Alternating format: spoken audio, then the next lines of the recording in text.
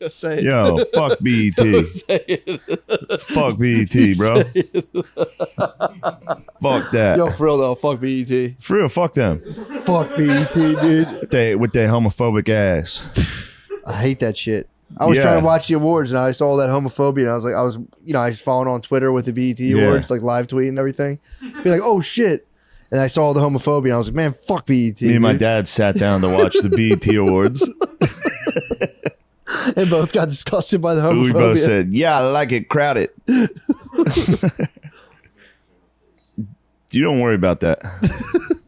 You let me do my job. Turn it off, I guess. Or you can't scrub it out? I can, but I'll turn it down. Fuck Sean I Gardini. need AC, dude. Yeah, I like it cold. It's so oppy, dude. It's so oppy right now. It's so obvious. Gardini might be the ops. You're the fucking ops, dude. You think so? Gardone, when are you gonna stop opping, bro? Oh shit! Turn the TV on. Turn it off with my thick ass. Dude, turn the TV, dude. My little thickie. All right. How are you, dude? Good, man. I slept till 7 a.m. today. I'm feeling good. Whoa, sleeping in. Full 7 a.m. Lazy bones. Full 7 Must a.m. be nice. I'll tell you what. It was. Today, woke up on the beanbag. Fucking. You woke up on the bag? Yeah. Maya wakes up at like 5 every morning, so I try to put her back down. If I lay on the beanbag, there's like a good chance she'll fall asleep, but I immediately pass out.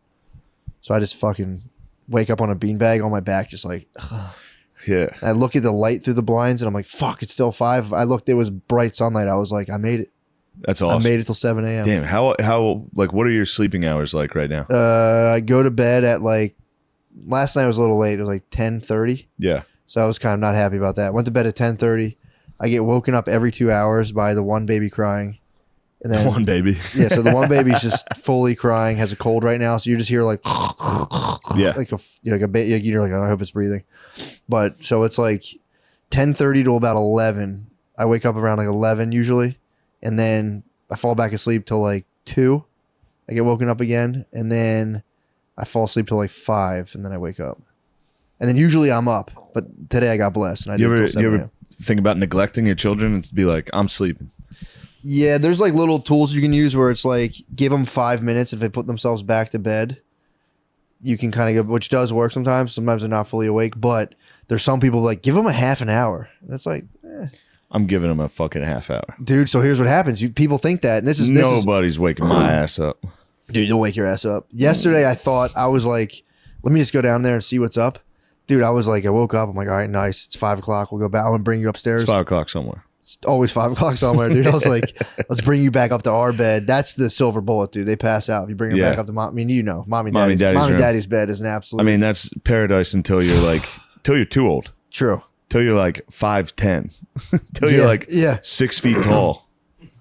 You're big. Till you're as tall as me. Till you're big, you're getting in that bed. You got to walk under. You're too tall for this Think ride. of having me I was a big fucking kid, dude. Oh, man. I was big. Just thrashing around. Just being like 150 pounds, being like, can I get in your bed? It's like, God. That's what my dad claims about Billy. Billy was going in there. My dad claims that the day he felt Billy's stubble hit his, he was like, dude, get the fuck out. But dude, you're gonna put smart on Billy. That's my dad's story. There was a long line for mommy and daddy's bedroom. Yeah. But Billy was like towards the tail end of the family. So he got a nice tour in the bed. That was my dad's story. He felt the stubble. He's like, all right, bro, enough. Yeah, it's time. He smelled Billy's coffee breath. He's like, enough, dude. We were all terrified of the dark. Why? I don't know. I'm like not terrified anymore as much, but Billy was terrified of the dark. I was terrified of the dark. Told you, I used to dark's scary. I used to wake up in the middle of the night and just go around and systematically wake the rest of my family up and run back into bed. Because if I didn't mind the dark so much, I didn't like being the only one awake. If I was awake and no one else was awake, I was like, no, this isn't You were right. a menace. I would wake. I would You're a nightcrawler. You would go room to just room to room. Is fucking. I would Yes. throw stuff at people and they'd be like, huh? And I'd run back to my bed and be like, and I would fall asleep. That's fun. Just karma now that I'm experiencing. But dude, I walked yesterday morning. I walked down like nice 5 a.m. coming up to our bed. Let's go to bed. I felt her diaper. I'm like, oh, you got a dry diaper because we're potty training her. So I'm like, nice. She didn't pee her diaper. So I'm like, let's pop this down, take a pee on the potty. We'll go back upstairs. I go to pull her pull up down, and my thumb just fully submerges in shit, just all the way down. And I'm in a dark, because you don't want to turn on lights. So I'm in a dark room, and the only sense telling me my thumbs and shit is my touch, and I just go.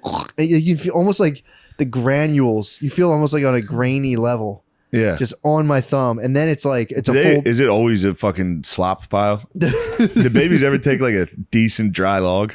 Once they turn They two. would drop logs. Yes, they start doing Like dog shits. They start doing logs that protrude out of their pants. It's so funny. Because you're like, we were on the playground the other day. I was like, are you shit? Because they'll like get real weird. They'll slink. She slunk off and I'm like, are you going poop? And she was like, no. They always go, no, and then it was just a literally Pinocchio nose sticking out of her butt. I'm like, dude, come on, it's just a lie. Kids love denying turds. Oh, big time. My nephew will go. He likes to shit in other rooms. Really? So he'll sneak off to another room and just shit his pants, and then come back in. Like, what's up? And everyone will be like, "What did you just do?" Nothing, man. Nothing. I was just over there, just chilling. I wanted to check out that room. I wanted to see what was going on in the dining room. I wanted to stand under the table in the dining room. Just see what's up. And just stand. Oh no, my stand plates. shit. Oh, dude, just stand just a little bit of torque action on the belly. Get the core. Engage the core. Crap. Dude, their eyes just fucking go. Yeah, they go fart eyes. Dude. It's crazy. It's the same face you always make. Your face, dude. All of your attention's at your ass. It's so funny thinking they can hide it as a little kid, just being like, "All right, I'm gonna dip out real quick. Yeah. I don't feel like having them pull my pants down and wipe my ass right now. I'm gonna shit. Keep it cool. No one's gonna know." Have you been? I'm gonna pull this off.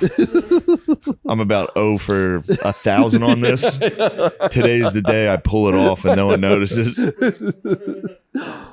I'd like to neglect kids if I had a kid.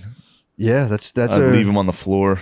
I was talking to my chiropractor. I'm like, dude, it's two paths. You just fucking. You're just chatting with your chiropractor. Yeah, I was chatting with my chiropractor. We're talking. He grew up on a resort town at the beach. Like, so he grew up doing beach So I resorts. become a chiropractor. Yeah, and he was saying, "You putting smut on chiropractic places?" Yeah, that shit's fake, bro. What are you talking about, dude? No, I have no idea. You should read the binder in his office. I will. It's just a lot of good facts. There's a binder. You walk in, you flip through. It's like, did you know chiropractic works very well? And you're like, yeah, I thought so. Do you know this shit's not fake? That's always a nice sign when you enter an office. Be like, yo, this is real. Dude, I'm telling you, it works. I got to adjust. They have beef. They have beef with PTs. PTs and chiropractors are fuking. Yeah, they trash each other while they're working. Very oppy between PTs. The ops are outside. It's getting oppy outside. I just checked the weather. But no, he was talking about the dangers of when your job is nothing but fun and games. So he knew everyone he knew. Dangers. That's what he was talking about. And I was saying how, when you have kids, especially doing like, you're a fucking legendary podcaster. I was like, it's all fun and games. When you become a broadcasting legend the way you have, it's all fun and games. It's fun time. It's time to dick off with my friends. It's fun and games. And it's like, I was like, dude, you have to go. Because he was talking about his daughter who's like 28. And he was like, yeah, man. 28. I guess 28. But she was like the age where women start to kind of want a family, his words, but they're still getting hammered all the time. Yeah. Now he's like, that's a tough time. He's like, you keep the party going, you have a family. I'm like, got to pick one or the other, bro. Yeah. I'm like, or you have a family and keep the party going. Or you keep the party going, and then you end up with some party animals. Yeah. Then you give birth to some true party animals. That's life at the party. That's exactly. They end up on K&A. I was pretty quick. Oh, dude, for sure. Those are party animals. Big time. Holy shit. Animal. That's an animal for the Muppets, dude. Yeah, You've been watching the Muppets? Yeah, Muppet Babies. Yeah. Watching Muppet Babies. Muppet Babies sucks. Fucking what? Muppets rules, dude. Muppet Babies. I remember being a kid and being like, dude, get rid of this childish shit. I need the real shit. I need the Muppets, dude. I'm not a fucking baby. Why are we watching baby Muppet Babies shit? fucking rules, dude. It'd be funny to be a cynical kid. Miss Nanny? To be like, what the fuck is this? Dude. Turn this off. You say that, dude. Put on Paw Patrol. Fozzie's funny joke show. It's every time I watch him try to do his funny joke show and everyone fucking interrupts him. I'm like, dude, I know, dude. Oh, I get it. I know, dude. He works so hard on his funny joke show. I tried to do a funny joke show podcast the other day with a bunch of comedians on Bert's bus. Really? That was funny joke show. What happened? Couldn't get a goddamn word in, dude. Oh, really? Everybody's a funny guy. You gotta step off to yourself, and Miss Nanny will come and be like, "What's the matter?" You're like, Miss Nanny, I worked really hard on my funny joke show. I did. I left the mic. I Did you stood really? up. You're like, I I'm started done. chirping off mic. So you guys stink. This podcast sucks. They jumped all down your ass. They were in my fucking ass. No, I was being a grump, dude. Really? It was the last show of the tour, so it was 2 nights ago. And it got canceled due to a thunderstorm in Mississippi. What? Yeah. And it looked like it was going to be the best one. It looked really cool. It's like this amphitheater. Damn, that sucks. In Mississippi. No rain. I guess you can't have a rain delay. Yeah. Well, we tried to do a rain delay, which really sucks because people just waited in their cars for like 2 hours. That sucks. Yeah. Was it full refund? Partial? I don't know. I don't want to speak on that. True. It ain't my money. You shouldn't be talking about. I shouldn't I be try thinking not to about speak on other people's business, man. True. You ain't sold out a show unless you sold out of me. It's a see. All right. Yeah, especially a drive-in. Like, is that a drive-in setup or is it like outdoor theater setting? It's just an amphitheater. Yeah, it was an outdoor, like a concert. Jesus Christ. It was fucking nuts, dude. Doing baseball fields and shit. It's insane. And then we would go hit balls afterwards on the field. That's sick as fuck. Dude, first swing I saw I you took. smoke one, I dude. smoked. By the end of the tour, I got my swing back. But You're a slugger? Good God, the first swing I took was insane. Really? When was the last time you've tried to hit a baseball? I don't think I've ever been successful, yeah. It's wild. Yeah, it's hard as fuck. It's really embarrassing. Were they throwing you a meatball down the middle or were they Yeah, fucking... but still, the first swing I took was on a tee in a batting cage. Yeah. Missed, hurt my back. I was like, dude. You don't know how to swing. I fucking hurt my ankle walking laundry up the steps the other day. Dude, I try to clinch it. I try to get my hawk. Did you ever use your hawk claw? Like to grab something with your foot? Yeah. I engage my It's been a long time since I've attempted that. But actually, what am I talking about? I do it right there where you're sitting. I'll be gaming and be like, I need this. Dude, I seized an ankle sock with my talons the other day. Oh, you like that movement? Hold on, let me show you this cut again, dude. Let me see that cut. Oh my God, the dude. crack of the bat, dude. Sound like a car accident. Somebody. Jesus, dude. That's a crack of the bat, dude. It's not a big deal. That's a big fucking deal. It's not a big deal. A lot of guys don't have a cut like that. You hit it right on the meat of the bat, it's Hambino time, dude.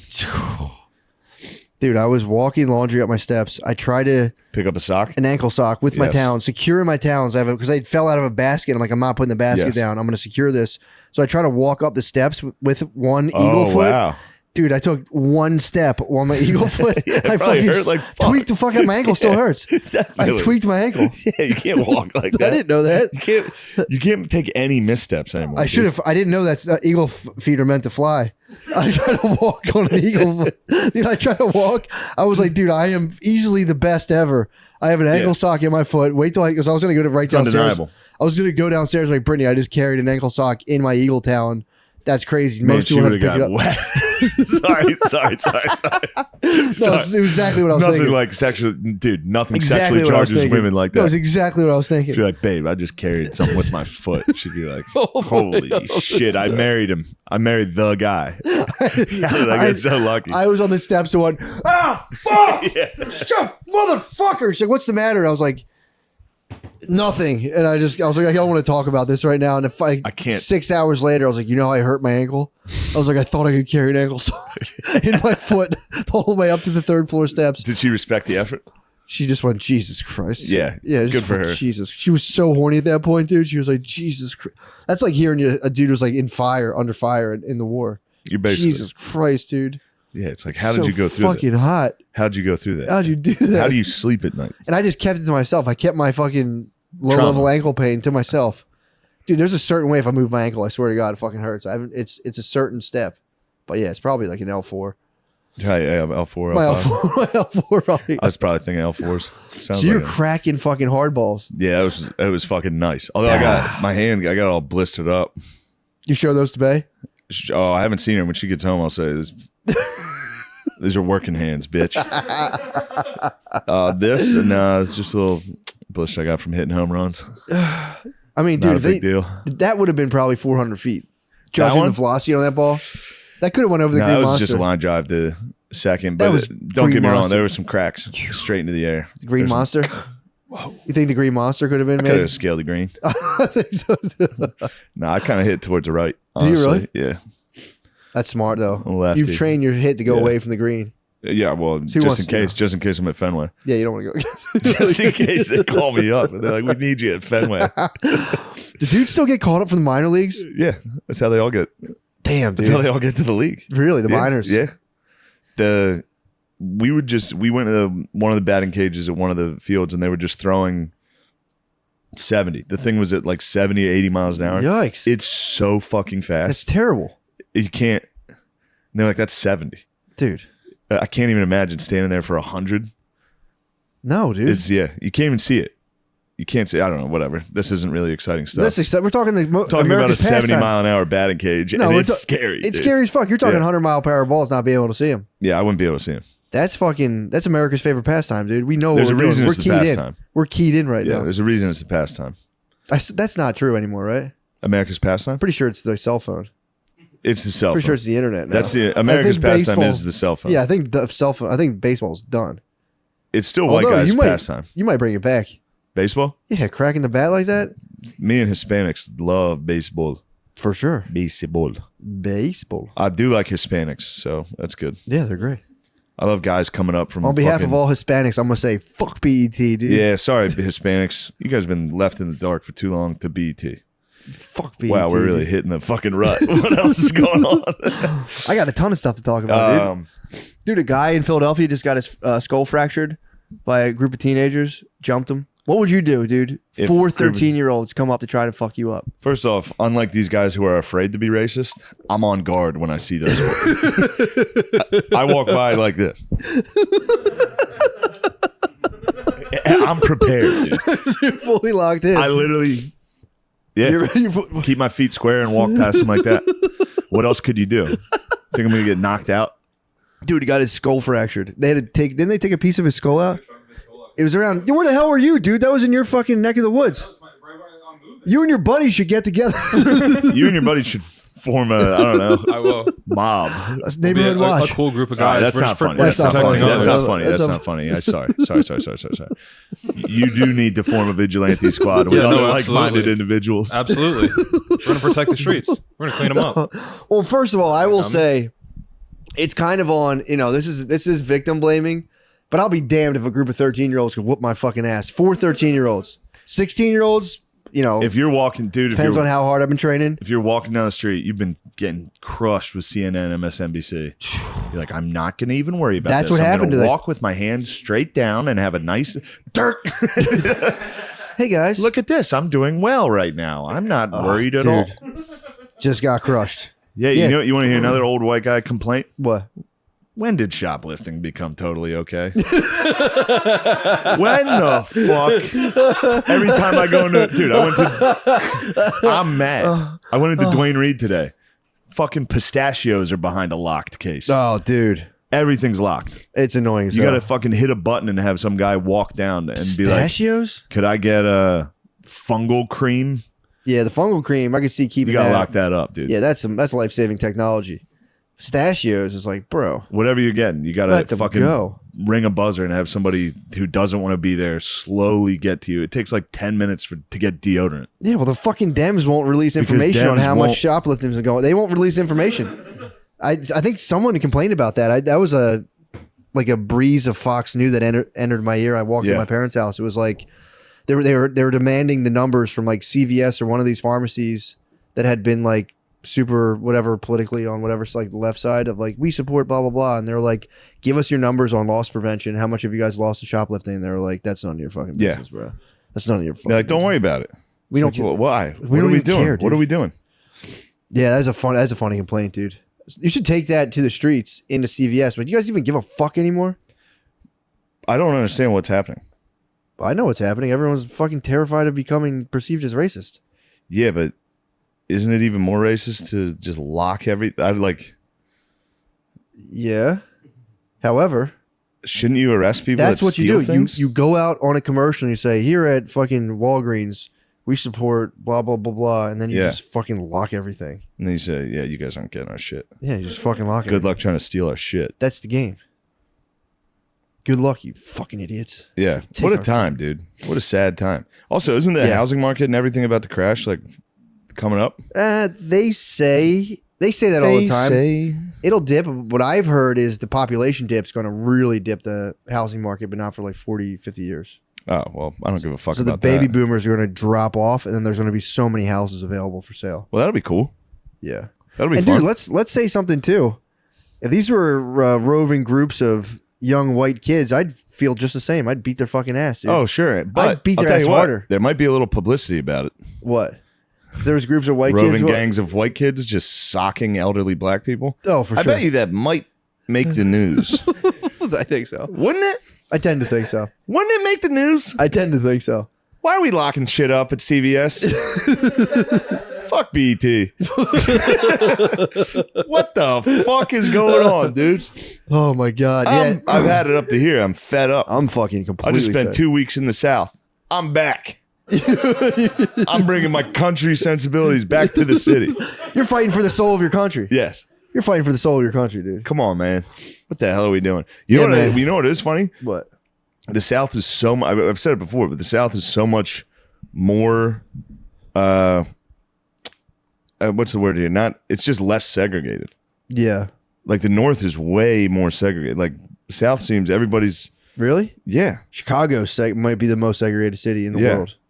So the Chicago's South bad. is less segregated. Yeah. To me, I could be wrong, but that's what I've Interesting. noticed. Seems like everybody gets along a little more and is talking to each other a little more. Yeah. Up north, you don't say a word. Interesting. It's Well, weird. down south, I've noticed the black dudes down south dress like we talked about this before. They wear like farmer clothes. A lot of the old black Sometimes. dudes down south wear. Sometimes farmer. they just dress like a fucking Newport and and their car is covered in a Newport wrap. Sometimes with like 48-inch rims. Those are the best dudes on earth. True. Wearing literally dressed like a full SpongeBob fucking sweatsuit. You were saying with all their racing sponsors, Well, yeah.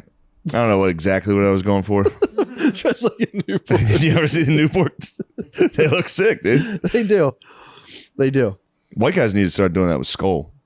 Just Why get a would Skull why wrap wouldn't we? on your fucking Crown Vic. Why wouldn't we? Yeah. It's fucked up. It's time for us to take it back. It's time for white dudes to take it up to the next level. We're on some bullshit, dude, for NFTs and nonsense. We do need to stop worrying about NFTs. Yeah, and we we all gotta need worry to. about Somebody needs to start guarding Dwayne Reed's.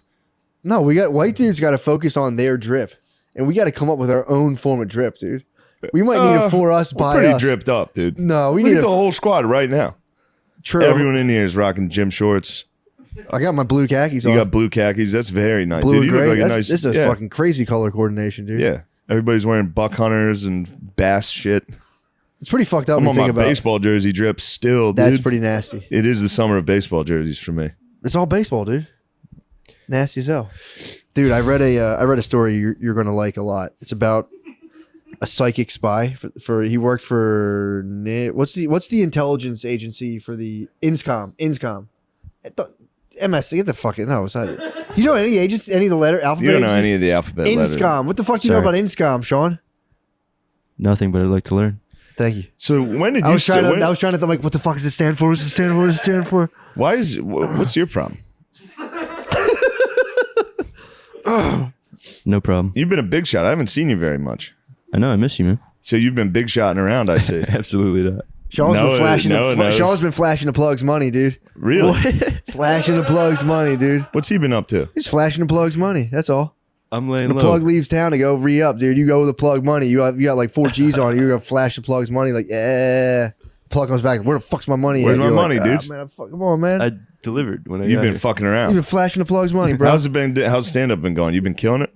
It's been okay. Yeah, you've been killing it. Don't be fucking humble. Not really, honestly. All right, tell me about INSCOM. So the dude's name is, I think it's Joseph McMonigal. Joseph McMonigal. Yeah, Joseph McMonigal. He had the worst fucking life. This childhood, he grew up in the projects of Miami. Trick Daddy, Mom and Dade. Oh, nice. Vanilla Ice. He grew up in the projects of Miami in like the 50s, dude. And it fucking stunk, dude. He was just had a sad life. His dad was an absolute alcoholic. His mom was like a smart lady who just fucked up and married this dude and then just gave up and started drinking. And pretty sick. But he was so tortured as a young child that he would hallucinate a young rabbit coming into his bed to comfort him at night. So he would like lay his sister, like they would talk, like she heard voices and he was like, nah, all I have is like sometimes a little bunny creeps into my bed and just like comforts me. because it was his neighborhood was so fucked up. He had like gang members. It was just like it was like Sometimes I'm gangs. bringing Bunny into the bed It was gangs in New York. when I'm fumbling for my toys. He grew up in like full gangs of New York. Yeah. Like a dude, I think like grabbed one of his sister's ass, so he like went and smacked him in the face with a baseball bat. Dude was fucking nuts. Oh, I think the thing that stopped him was a storm door, but like it was really funny. But long story short, traumatic childhood, terrible childhood. He's like, I got to get out of here. Yeah. Gets on a fucking bus because he's like, I physically can't get out of Florida because it was like the 60s. He's like, I can't. If I try to leave, I'll just get too hungry because it's going to take me 2 days to get out if I try to hitchhike. Yeah. So he joins the military, gets in a bus, gets out of there, and then he's a pretty smart dude. So he goes through boot camp. His tests are really high. So eventually, intelligence, the INSCOM is like, dude, we need this guy. He's pretty fucking smart. Yeah. So INSCOM, they draft him, but he starts doing Morse code where he's doing like Morse code cracking, but you have to sit there and be able to, you have to memorize Morse code in like all in different languages. And he was like, it's too fucking hard. So he was ready to give up. So he just goes out one night and gets hammered. He's a young man at this point. He's like, I'm going to show up hammered. I know who comes. They're going to know, they're going to discover him. They're like, I'm going to get discovered. They'll send me to Vietnam. Fuck this. I don't care. He gets hammered and all of a sudden, dude, it's limitless. It's fully limitless. He's like, he just relaxed and he was like, oh shit, this is kind of easy. So he figured out the secret. So he You know what's interesting about that? What? Getting drunk, and I could speak Spanish when I would get drunk. When I was Really? in Spain. Because there's no hesitation. You're not like thinking or worried about like, do I sound dumb? This is complicated. That's what happened. He was, Yeah, you get a little hammered. You're like, oh, I fucking know. Beep, beep, beep, beep, beep, dude, that's what happened. Suck my dick. Beep, beep. Dude, he said there was like translating like 15 words per minute. He got up to like 60. He got Good hammered. for him though, also to just be like, this test is too hard. Fuck it. Send me to Vietnam. Yeah. And he literally figured out how to do that. So he's like, I was hammered and I like relaxed and I was like, oh, actually, if I stop like putting up such a fight, I can let the word. I'll just translate and not worry about if it's right or not. And he's like, dude, I got up to like I was flying. Wow. So he became top of his class. Got hammered, cracked the code, top of his class. So became an intelligence officer. Long story. There's a ton of that goes into it. But he eventually got tapped by people who were looking into remote viewing and like psychic spying. And he was like, fuck yeah, dude, I'm all in. Yeah. So he was like top. It's called like a chief warrant officer. So I don't know what it is. He was like an officer, decorated guy. He had served in Vietnam, all that stuff. So he was like doing computer systems. They had like spent a ton of money educating this guy on how to like install like high tech security systems. And these guys were like, do you want to learn how to be psychic? And he was like, yes. So he was, as a high officer, You just read my mind. who needed to be somewhere, like they had like a very like essential role. He had to go to his officer and be like, yo, I'm on a top secret mission you can't know about. And the guy knew it was like psychic shit. And he's like, bro, don't fucking, please. Yeah. Don't fucking do it. And he's like, it's for the good of this country. Yeah. Like if the Russians are remote viewing, we're fucked. I need to do it. And they're like, dude, you're really fucking me by doing this. He's like, I'm sorry, I'm doing what my country needs me to do. So he goes, becomes a remote viewer. And, you know, long story short, he's apparently he said he was really good at it, but he became fat as hell, dude. He got fat as hell. He did this, and I'm leaving out so much shit. No, that's great. But there was like the one part before that he got divorced. He brought his wife to Germany. He brought like a 19-year-old wife to Germany, and she didn't speak the language, so she couldn't talk to anyone for like 3 years. Yeah. So he just had his wife sit in a house like, and then she went back to Miami. She went back and sucked and fucked. She cheated on him back in Miami. Of course she did. But he was so fucking devastated that Hoes and tricks, dude. Dude, on a military base, what he did, he was so he turned back to the bottle, started getting drunk all the time. Yeah. And then he started partying with girls. So he would go out to all the military women and be this like, guy yo, got fat as hell, drunk, and started partying with girls. He would go, I'm having a banger, dude. At my house, all the other dudes are going to be there. He'd invite 9 chicks and no dudes came, and it was just him and 9 chicks. That's fucking crazy. He would tell them, like, I'm not trying to fuck you guys. I'm deeply depressed. Can we just get drunk and play board games at my house? Whoa. Yeah. And he would just party. But then he got That's nice. Dude, he's this guy fucking rules. I would love to get drunk and play board games with girls. With the ladies, dude, and like, guys, I promise I'm not trying to fuck you. I'm not trying to fuck you guys. My dick doesn't even work. I'm sad, dude. Who cares, dude? Let's just play. They would blast Please, music. and then just dominate them in Scrabble. Like, that's not even a word, you stupid bitch. Get out. He would blast music, party, and then he was like, he's like, yeah, dude, like I was waking up with strangers all around me. He was full Van Wilder mode. This guy's autobiography is so funny because he falls in all the trappings of like the way he like it's very mythical the way he projects His himself. journey. So I had to go dark. The military, I was a non-person. I was a non-entity. The military, I went fully dark ops, dude. It's so funny. But he's, that goes on. He's on a second marriage. He left it crowded inside. Oh, dude. He liked it crowded. Very, dude. There's so many things. You just get drunk, invite the things over, dude. Make sure it was crowded, and then break out the parch. Break out the parch easy. Dude. So then, years flash by. He's in a second marriage. He's a remote viewer, but he's stressed as fucking hell because he was playing racquetball to stay healthy. Nice. Dude, he was playing racquetball. He's playing racquetball to stay healthy as a psychic for the dude. They're constantly trying to shut this operation down, but he's like they wouldn't let him do it. So he's playing racquetball to stay fit because the job's stressful as hell. Because all the alphabet agencies are asking for intelligence. So him and his boys are playing combat racquetball, where it's like as soon as the person hits the ball, it's 3 people, becomes 2-on-1. So like he hits the ball and the other 2 are trying to score on you, and then it just keeps going back and forth. But you were allowed to check people into the boards. These were like 35-year-old dudes playing racquetball, checking each other, basically playing. What's the game in like 21 in basketball? Where like roughhouse, playing racquetball. But he was like, dude, I had a blazing backhand. He said a direct quote from the book. He's like, my backhand was a metallic blur of blue steel, of just fucking, just this guy sucks so fast. No, dude, McGonagall fucking rules. So the reason he got fat, he was playing combat racquetball. And he went to hit a backhand. He hit a dude right in the eye. The guy's eye bled. He goes, I thought I killed him.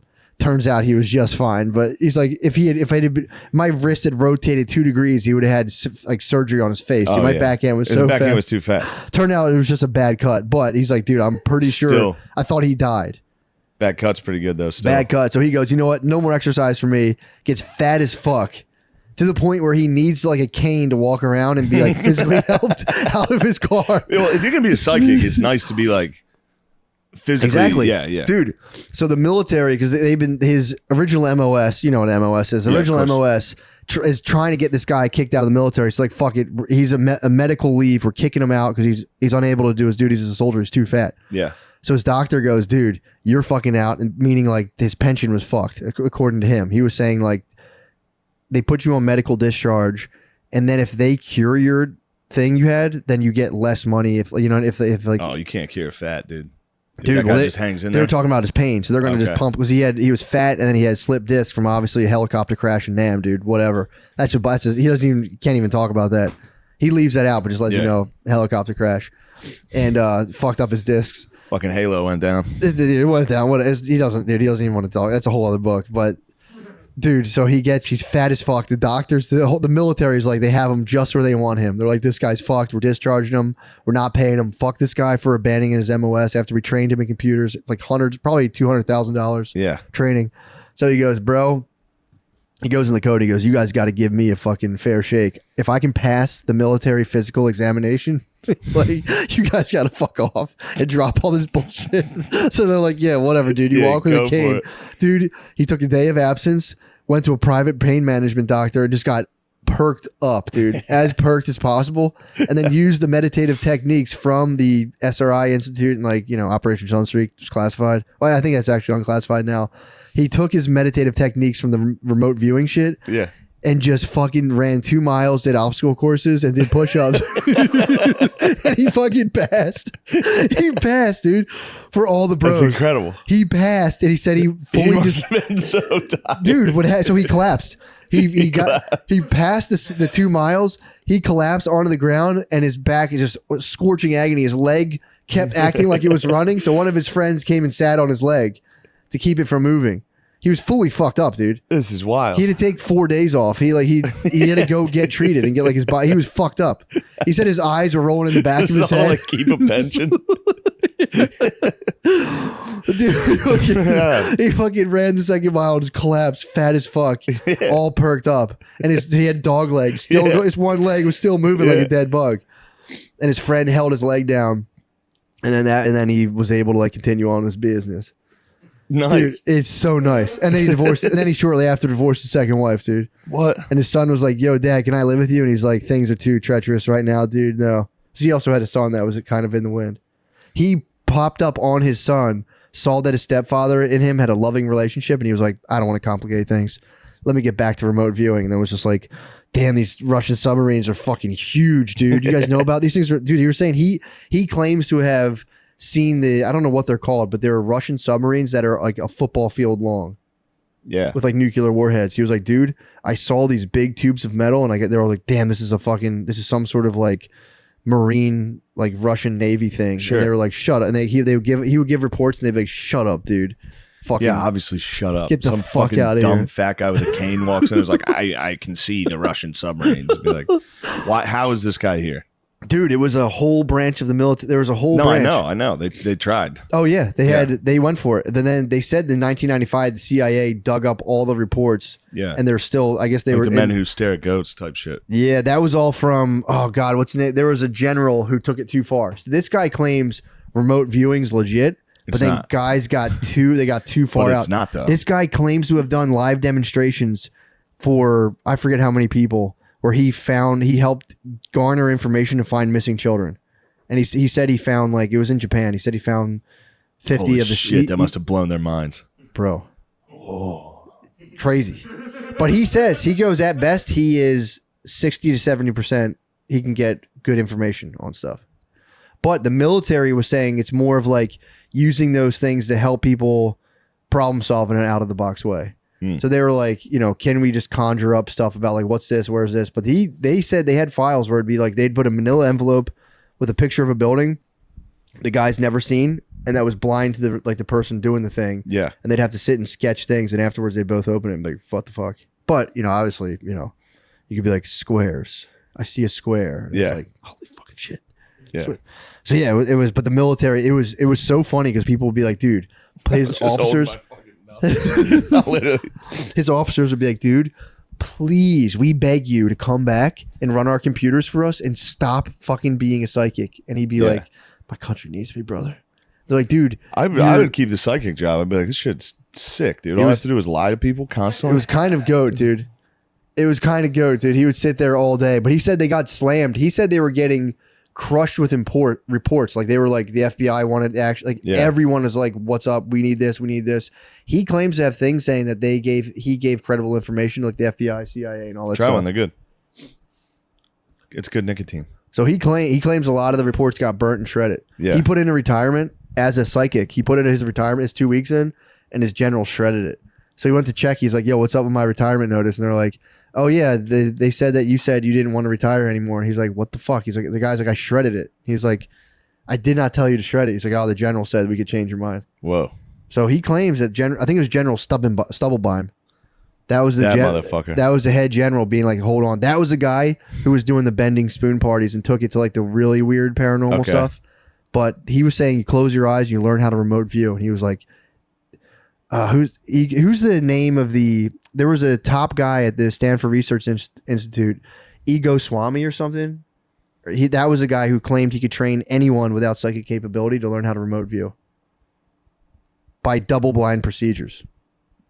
Pretty tight. But I haven't finished the book yet. Yeah. So there was that guy talking about being so fat and getting perked up, and That's sorry, that That's made me, really that fun. Pumped me up so hard. it should pump you up. That's That's as fun as it gets. Lying to women, saying there's a party, and just having them play board games with you. Yeah, because you're sad. It really is a fucking cool move. It's tight. This guy was a genius, obviously. He was. You have to be a fucking complete psycho to do that. You have to be a fucking psycho. He was just blasting probably like Def Leppard. But it worked. For sure. Would like all it takes is 3 to stay. Now Oh, you got yeah. a board game going. Party, dude. Now you got all sides of this board. Party, dude. These are military. These are lonely ladies too, dude. Oh, military wives? These are military women, like enlisted military women. Oh, so just lesbians. They're pumped on boards games. For sure. Shoots and ladders. Let's go. Playing life. I got one last night that was funny. What'd you get? I just bought a dumb book. What'd I you get? finished my Lafayette book. I didn't know what it was. I started reading that. That was forgot pretty. who That's Douglas good. Murray was. The gay guy. No, Douglas Murray, the guy who's like, Jews are the smartest. He did like the IQ race thing. Oh, I forgot about it. I used a credit on my amateur. isn't Douglas Murray the gay guy? Wasn't Douglas Murray the guy who? No, it's, Douglas look that Murray's up. the gay guy the gay conservative dude who's like, Oh, well then. actually. Oh, But well, no, then, yes, there's that's another who guy. I'm thinking of. Who's the guy who does the Maybe racial IQ? Charles. Charles Murray. Yeah, I got That's it. Douglas Murray's book, so I got the wrong guy. But this book's called The War on the West. You thought you were going to learn about some I IQ. thought I was learning about the Wild West. I was like half asleep last night. Finished Lafayette. I just bought it. It starts out, it's like, why the fuck's everyone mad about the West, dude? No one cares about China. That's kind of racist. Like, it's literally just that. Douglas So Murray. I went to sleep listening to Douglas Murray. Woke up, went to Dwayne Reed. I was like, they gotta stop stealing pistachios. Now I'm finding out about a gang of kids knocking out an old white guy. I don't think he was old. How old was he? He was like 30. He had a little baby and wife. He had a He baby should've and wife. been He had a He baby should and be wife. able He to was protect walking to a concert. He was walking from Old Fairmount to Union Well, Transfer. That's what happens. You go, you think I it's don't know. party time. You think it's time to listen to music and have fun outside. Next thing you know, you got your brain knocked off. Is that guy dead? No, he's in very critical condition He lives. currently. He lives? He has they said that he's gonna have like lifelong like brain problems and stuff. Fuck, now. that sucks, dude. Whoa, that's the worst thing ever. That sucks. Yeah. Dude, think how fucking angry you'd be if you Dude. found out, like, just your old man. If Phil was just walking down the street and got fucking knockout gamed, it'd be so sad. It's so sad to watch old people fall when they get knockout gamed. Yeah, but that would be that's terrible. It's the worst thing in the world. He could have kept his That's not the all, worst, all he but- had to do was they came up and be like, "You good?" If he hit him with a "You good," they would be like, "Oh shit, Yeah. you good?" You got to hit that from like 5 feet away. You good? Just for the listener, don't try that at home. You good? Don't give that a shot. Or not right now. Say, hold on, not right now. I'm busy. Not right now, dudes. Yo, you good? I'm busy. What you got to do? You got to fucking. Yo, dude. You guys fucking good? You guys want a So piece you're of me? saying if you're all right, let's say you're the You got a average mad dog, dude. You're the average listener of this podcast. You're Yeah. a 30-something lonely white guy. Yes. You're walking down the street. You see a gang of teens. Whatever I color. don't mean to doesn't say matter. gang, but a Whatever. group of No, whatever teens. color doesn't matter. Could be white kids. Could be white kids.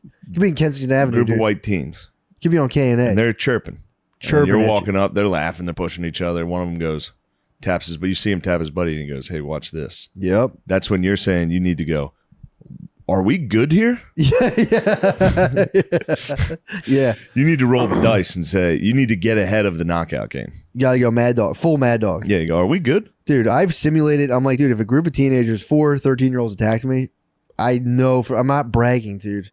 I'm not bragging. I know I would not be in the ICU. I'm not bragging. 13-year-olds, That's a dude. strong statement, dude. 13-year-olds. You're saying they throw the first sucker punch? There would be no sucker punch, bro. I got spider eyes, dude. All right, I'm I'll give you 360. that. I'm I'll give you 360 that. degrees. That's what I'm saying. That's the first I've mistake. tried to sneak up on you. You're pretty good. I got spider eyes, bro. Yeah. So it's like that's the first mistake, man. The sucker punch is the first mistake. Now they're in your web. Exactly. That's what Now I'm you're saying. That's fucking. what I'm I've been waiting for you, little flies. I mean, dude, you could. I get anyone could get snugged on, but dude, it's like you can't allow yourself to get snugged up like that. God, I mean, everyone is headphoned to the gills right now. Everyone's in a music I'd video get right now. fucking laid out, dude. You think so? Yeah, Nah, they're not gonna get you. yeah. Telling you, they're not gonna. You're not on the chopping block, dude.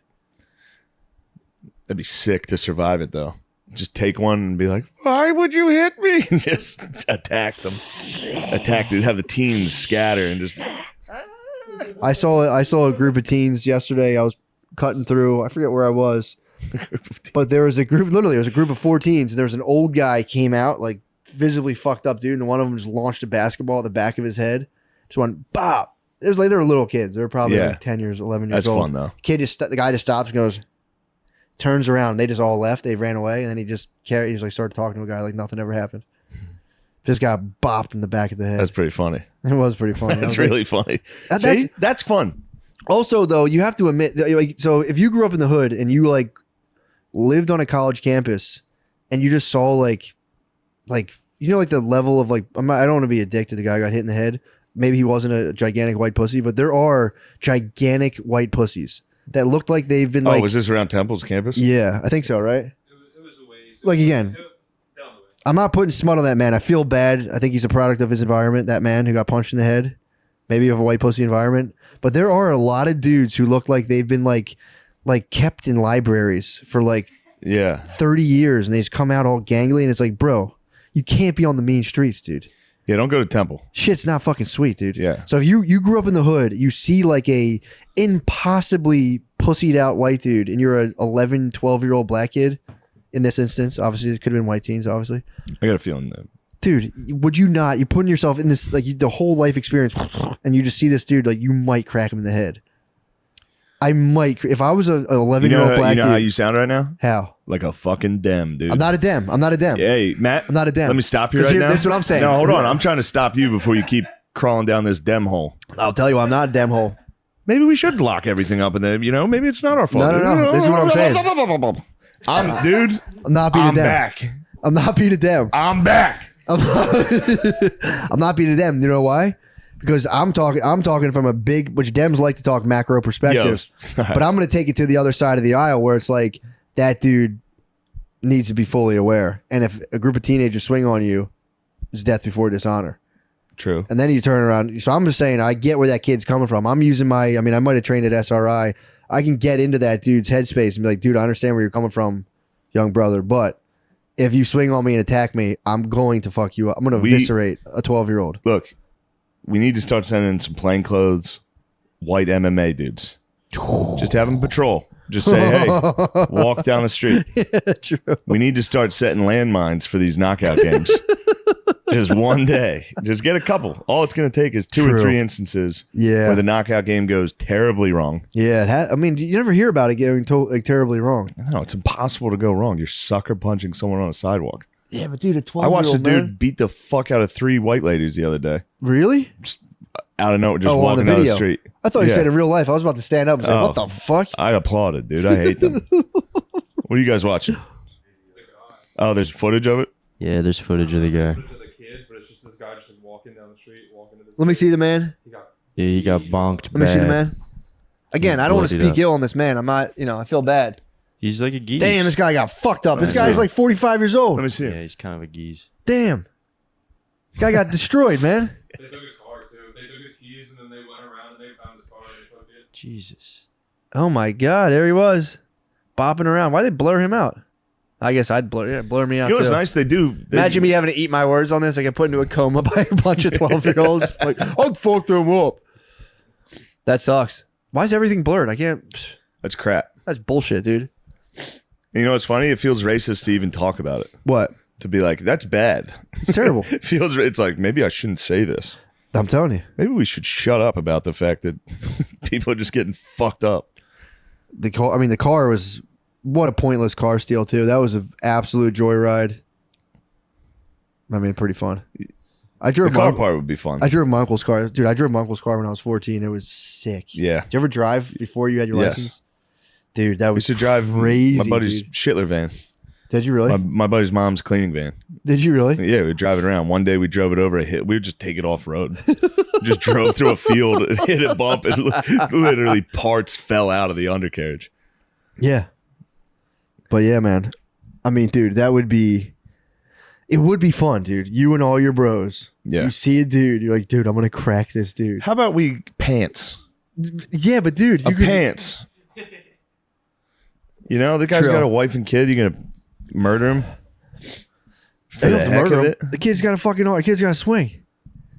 The kid's That got guy's a got blue steel. the kid's got a blue flash, dude. He's probably never played again. He probably is fat now. The kid's probably fat as hell. He's like, Yeah. oh, I didn't know I could do all that. Yeah, I was just playing combat fucking knockout game with my buddies. it's good they have surveillance everywhere though in these cities. Yeah. Just surveillance cameras everywhere. Yeah. So what? So we can monitor the America fucking ass whoopings, or are we gonna Well, America has more the shoot? Like, come on, guys, we gotta stop the violence and vote. yeah. Stop the violence and vote. Well, that always dude, don't get me started on my thing, but you want to talk about old white guy takes. First of all, we have more surveillance. There's a lot of old white guy takes We I'm got- bringing today. We got more surveillance in China, bro. In America, but it's just through Through our private phones? entities. Ring phones, all that. No, ring doorbells, all that shit. Yeah. We have more cameras, I should say. They say in China. But the the level and depth of the surveillance, who knows? But yeah, dude, when I hear on the radio, when there was the South Street shooting, and then it goes, come on, man, we got to do better. We got to do better. And then it's like, same thing. And then it's just, bam, here comes the next song. And it's just literally about shooting dudes. Yeah. It's just like, okay. Yeah. It's an old, I know I'm grumpy. I'm a little grumpus, but it's like, dude, clearly, that's crazy. And Stop it's the just violence. instantly held at the highest esteem of like, Yeah. fuck yeah, that shit rules. And it's like, who though? Song about the murderer? Yeah. The vicious murderer? Yeah. It's like, maybe that's, I don't know. Maybe you should cut it out. Maybe we should be murdering, or at least being, if you're not engaging in murder actively, which most people don't, obviously, Obvious. being like, yo, but that rules. It's like, oh, okay. Although I am one of those people. That rules. Every time I listen to one of those songs, I'm like, I've turned a that leaf. rules. I've turned a leaf. I don't Yeah. like it, man. I don't like it. I was at a barbecue the other day. People were blah, blah, blah. Yeah. And I was like, not nice, guys. So Not you don't nice. love the Second Amendment. What? You don't love 2A. Yeah, you keep them tucked, dude. It's fucking Bob. I love 2A. I keep them I keep it tucked. Keep it tucked on me. Yo, speaking of old white guy takes, Yeah. anything big happened last week What? that maybe an old white guy would have some takes on? What happened? Yeah, I don't know, with the Supreme Court. I'm going to take a piss and let you handle this one. I could talk about it. I saw somebody quoted you and was like, are the good guys winning? I know. It made me laugh. It made me laugh. Yeah, I actually tweeted a joke about that I thought would be funny, but it turned into a big argument thing below, and I just deleted it. I was like, I don't like partisan I don't like quibbling. I don't like that. Yeah. But I had a funny joke. I thought it was a funny joke. My direct quote was, oh, what did I say? I was like, I take solace in the fact that all of the babies who are neutralized through abortion won't have to live in a world where abortion is slightly less accessible. What was the Fun joke? joke. That all the unborn dead babies that were aborted won't have to confront a world where like abortion is Oh, I slightly see. less Yes, accessible. yes. I thought it was a fun play on words. It is fun. It was But fun. it seems actually more like a real actual point. Yeah, which pretty good, but Seems like a pretty serious tweet. it was. I thought it was a fun. I was like, that's a clever play. What I do on You were Twitter, like, I you were read. like, I I read- am smart as hell. Dude, I go- Send. This is what Twitter is for no. me. I go on Twitter and I go, why is everybody tweeting about the same thing? This is so stupid. And I just go and Here's slowly, my opinion. I'm like, "Pff, yeah, as if I'd ever weigh in on this stupid nonsense. Then my brain formulates something. And I'm like, that might be the smartest thing ever. And I Yeah, tweet nobody's it, even said this and yet. nobody likes it. And I go, God damn it, no, it's Yeah. not. I was like, this is going to really shake things up. And I send it, and I go, oh no, it's just another Yeah. stupid tweet that's going down past people's timelines. Kavanaugh's fired up. Cavs fired up. Yeah. I don't understand. I don't even know. I thought I knew what Roe v. Wade is. I don't even know. So it means like It's just a federal. saying abortion's cool federally. Federally, And now every the state states get has to to do decide. it. So the states get to decide now Now on states weed get to decide. and abortion. Is weed still federally? It's time, dude. I have no idea. It's time. Look, I don't want to turn everything into a legalizing weed issue, but Yeah. I think if we can, if that's a decision the If states we're can able to make. just go hog wild and do whatever we want right now, Dude, if that's a decision the states can make, I think Pennsylvania can decide whether or not I can be kind of stoned every now and again. certainly. Fair enough. That you'll hear that. You heard that first here, dude. Guys, you're hearing all the best takes. Well, yeah, dude. That That's why you listen. I honestly, that was one of those things that was like, it's almost uncomfortable because you see the Dems winning, and you're like, come on, give the Repubs one win. They get a big win. You go, It feels weird when the Republicans win. Yo. I don't think I like it as much as I thought I would. Yeah, I mean, No, I don't, it's just gay. I don't like it. with the whole issue. Yeah. Yeah, it's a deeply personal issue. Well, dude, this is what makes me Certainly laugh is. every time everyone goes, because it's the whole thing now is like the state gets to decide rather than the federal government, and the federal government was like, no, they'd be like, we should let states decide, blah blah blah. So whatever. But it's funny that everyone always goes, well, you know who's going to pay for this more? The poor. This is going to affect the poor. Yeah, it's sure. like, yeah, dumbass, as does everything, because Yeah. that's what being poor Yeah. is. Yeah. So Being does, poor means so you're does giving our maximally- money to Ukraine. Yeah, So does locking everything down for COVID. dude, You want to know who got Everything. really fucked by locking things down? the poor. The poor. That's fundamentally what being poor is. Yeah, you're Stuff getting happens in the fucked. world, and if you have money, you're like, I'll hire this, I'll do this, I'll have my house designed. When you're Yeah. poor, you go, oh fuck, You go, it's getting oppy outside. it's gonna not be. That's what being poor. Yeah. Dude, this is like top level rhetoric of like Andrew Yang came out like, well, this will affect the poor. It's like no fucking Hey, shit. you don't talk about my I like dog. Yang. I like Yang. I think I'm hanging out with him on Thursday. He's the man. I'm telling you, I like him. Isn't But that I funny? saw him.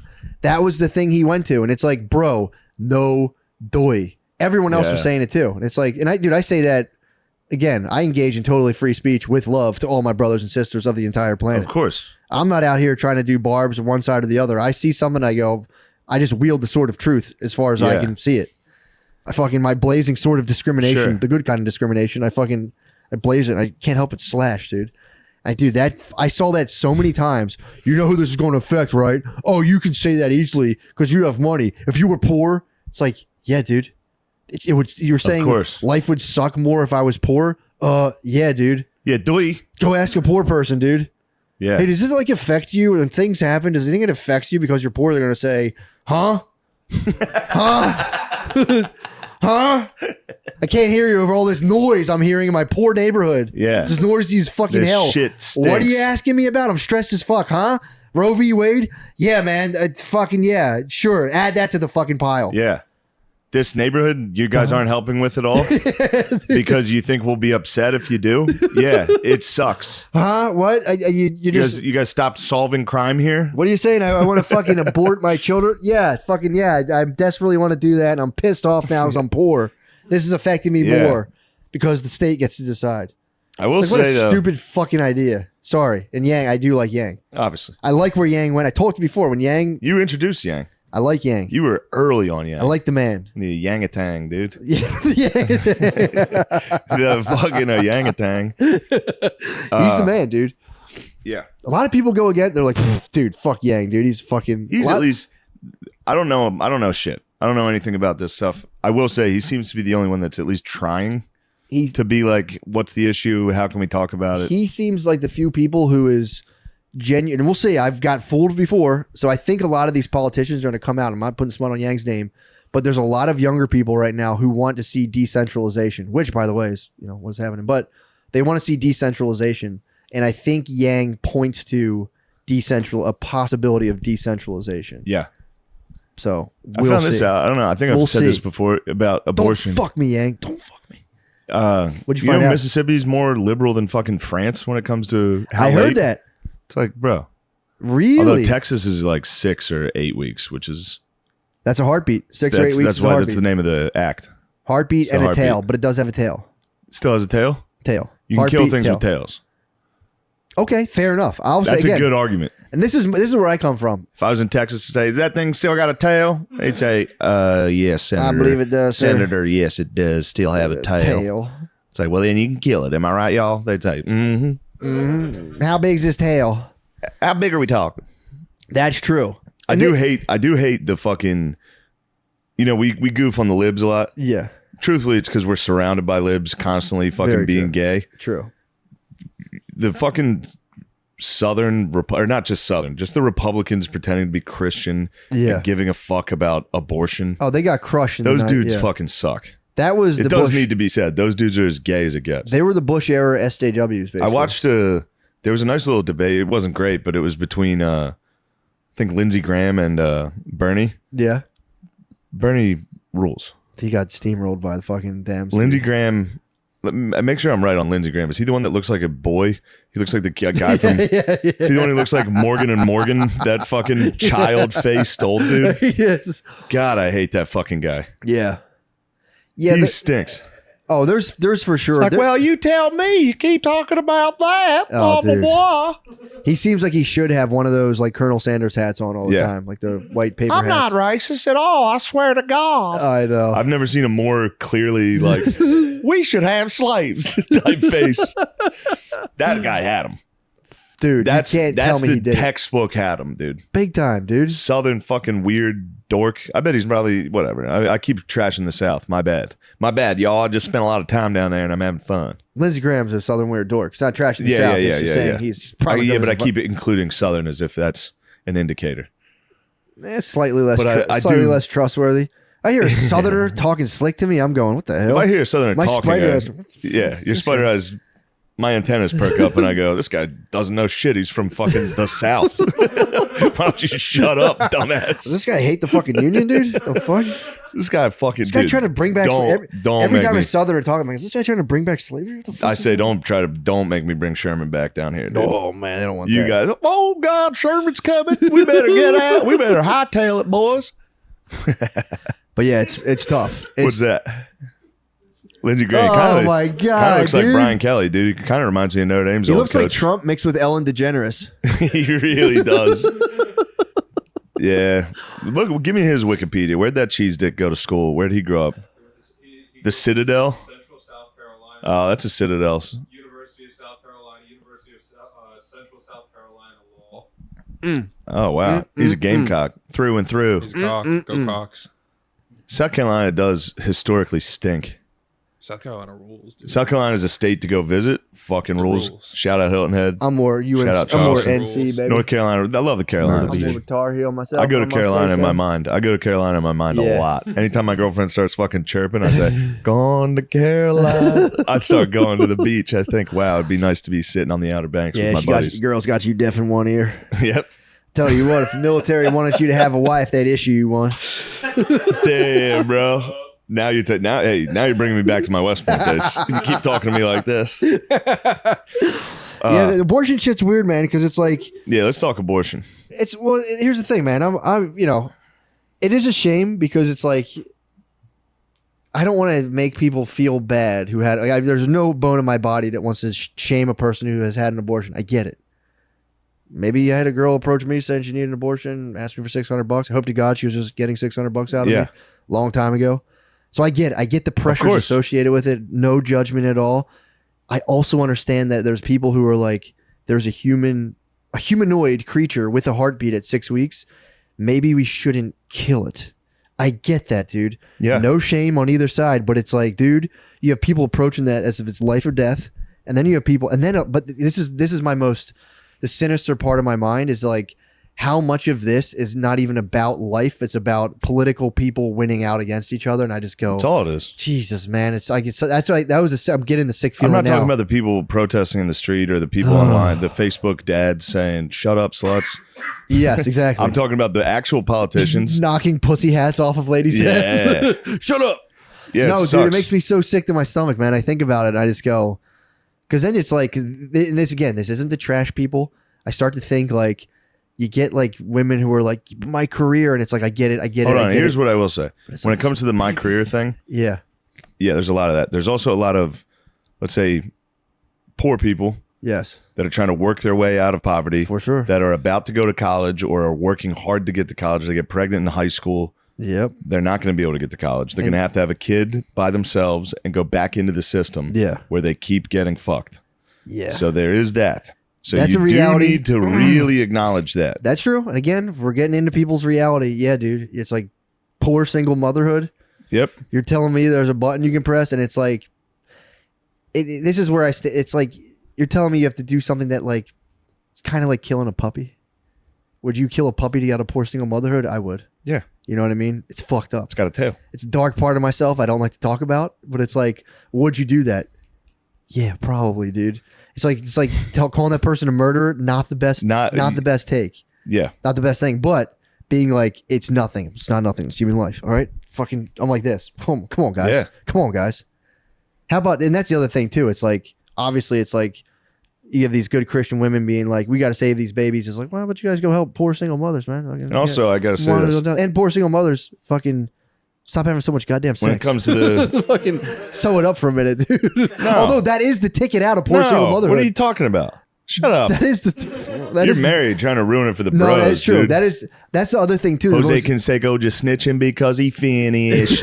That's what you're doing, well, dude. No. But I just realized, dude, I'm this is a thought exercise. I'm about to whoop your ass. You keep trying to cock block the bros, dude. No. Single mothers, keep fucking doing it. Fuck Roe v. Wade. We're going to do it. Although, we're still going to abort them. Here's what I'm saying. Here's what I'm saying. As a poor single mother, that's the fucking, you're like this with the lit up tongs, and you're just looking for dongs. They're like cargo colts, dude. You see some guys like, and I'm going to start an auto business, and you're like, I think this is going to work. And then they're just kind of like, I can't handle all this pressure. Yeah. And you're like, God damn it. That dude, there's dudes who will just be like, the way out of it, you go like this. You knock a lady up, and then you go, look, I'm going to take care of the kid. Our relationship's not working. And then that's the first line of distance. And then you go like, you're really stressing me about this whole thing. How about I just do weekends? And you say, hey, I'm going to support money when I can. You know, that's a hell. That's a bad hell. A lot of people haven't experienced that. I think here's how I feel about the whole thing. What? I think there's a lot of people going with it, because me included. I can't sit around and be like, you better not get an abortion. Yeah. It's like, I might have to pull that trigger if it came my way. You know what I mean? You think you pull the trigger? There certainly were times in my life I would. I don't know about right now. That's true. But there certainly was. If I was younger, I'd be like, I'm living on fucking cans of beans right now. For sure. I'm trying to do open mics. I don't want to have to move home to mommy and daddy to raise a kid. Yeah. So yeah, For sure. Who am I to judge, bro? No, it's not. That's And the I thing. know, of course, we're not judging not anybody judging. getting this. It's not judging. I'm not putting this on you either. I'm saying this is personally how I feel. For sure. That's the fucked And up part. that's what bothers me a lot is I think a lot of these politicians coming out there being like, well, that's a human life you're ruining. It's like, hey, you dumbass, what would you do? Would you get an abortion so you could become a South Carolina senator? I bet you would. Yeah, I bet you've done a lot worse to get where you are. Yeah, that's true. That's very true, and That's my opinion. That's the problem. This is where I like to give opinions on record, You should give recorded opinions on into a record. microphone. I like doing that. You should do that. Yeah. I mean, the problem is we should be continuously feeding thoughts into a thing that's like, okay, that's cool. But people will see that and go, well, I'm going to use that to destroy you. Yeah, And it's yeah. like, I also change my dude. mind every fucking 2 hours.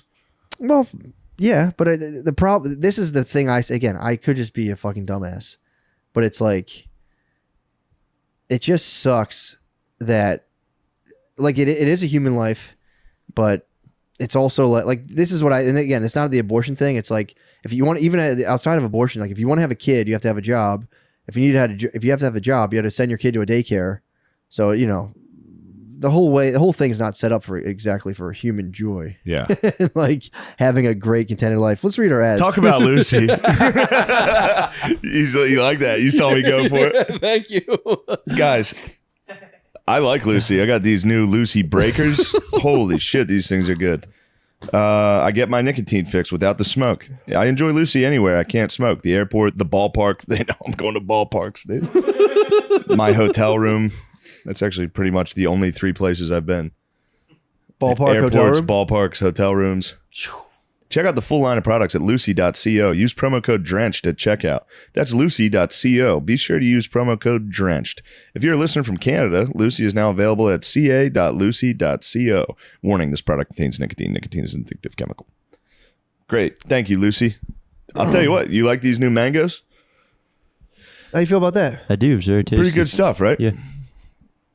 Yeah, man, that'd be nice. Especially if you have to have like a Delicious. really important conversation with your girlfriend. Pop in a Zin. If you're stressed, your girlfriend's like, Lucy, I don't not know Zen, what I not want to Zen. do. Lucy. What? Lucy, not Zen. There's a difference. Lucy, I'm saying. Lucy. Yeah. I meant Lucy products is Pop superior. in a It's Lucy. Hey, superior. if you're about to debate whether or not you should keep a child, That's what I'm saying. You get don't stressed. let fucking SCOTUS get in the way. Toss in a Lucy. You say, hey, Clarence Thomas and Brett Kavanaugh, shut the fuck up. I got to go to college to get out of this endless cycle of poverty. Shut up. Yeah, hopefully. Or You hopefully know? you don't just continually chase pleasure. That's another thing you could do. Hey, Hopefully not. Hopefully not, though. sometimes you can chase pleasure. Sometimes. Fuck it. You know who I think should decide whether or not I chase pleasure? Yeah. Brett Kavanaugh. True. I think he should be the judge. What about death penalty? Kill him. True. You're just fucking. Cut their fucking heads off, dude. For real. Yeah, no, I Did you just. say less is more? Less is more. Yeah, Yeah. less is more, Just fucking- You want the guilt. You're Robespierre. How dare you? You know I was just reading Lafayette, dude. Sorry. I'm the Marquis, dude. Don't you dare. Well, dude, speaking of doing secret, furtive business, dude, maybe you don't want the people to know what you're up to. You've heard me talk about how important it is to have a VPN to protect your online privacy. Yeah, you don't want them coming back and seeing you Google nearest abortion center. Choosing a VPN you trust is equally as Hey important. Siri, where can I get this fucking baby scooped out? Hey Siri, when does a heartbeat start? I could go to University of Delaware. I could either be a blue hen or a mother. Or mother hen, dude. Or a mother hen. Amen. And let me tell you, I use ExpressVPN on my phone to browse the web, dude. I'll just leave it at that. ExpressVPN is the best VPN on the market. They don't log your activity online. Lots of cheap or free VPNs make money by selling your data to advertisers. ExpressVPN developed a technology, Trusted Server, that makes their VPN servers incapable of storing any data at all, including looking up large amounts of manure or fertilizer. Did they have that in there? No. Yo, let's go. ExpressVPN now uses Lightway, a new VPN protocol they engineered to make their speeds faster than ever. It's always blazing fast and lets me stream videos in HD quality with Extreme bids. zero buffering, dude. If you're trying to remain celibate so they don't get into a jam. ExpressVPN is easy to use. You don't need any technical skills to get set up. Just fire up the app and tap one button to connect. That's it. Many tech journals like Business Insider and The Verge rate ExpressVPN the #1 VPN in the world. verbatim. Protect yourself with VPN that I use and trust. Use our link expressvpn.com/drenched and get an extra 3 months free with a 1-year package.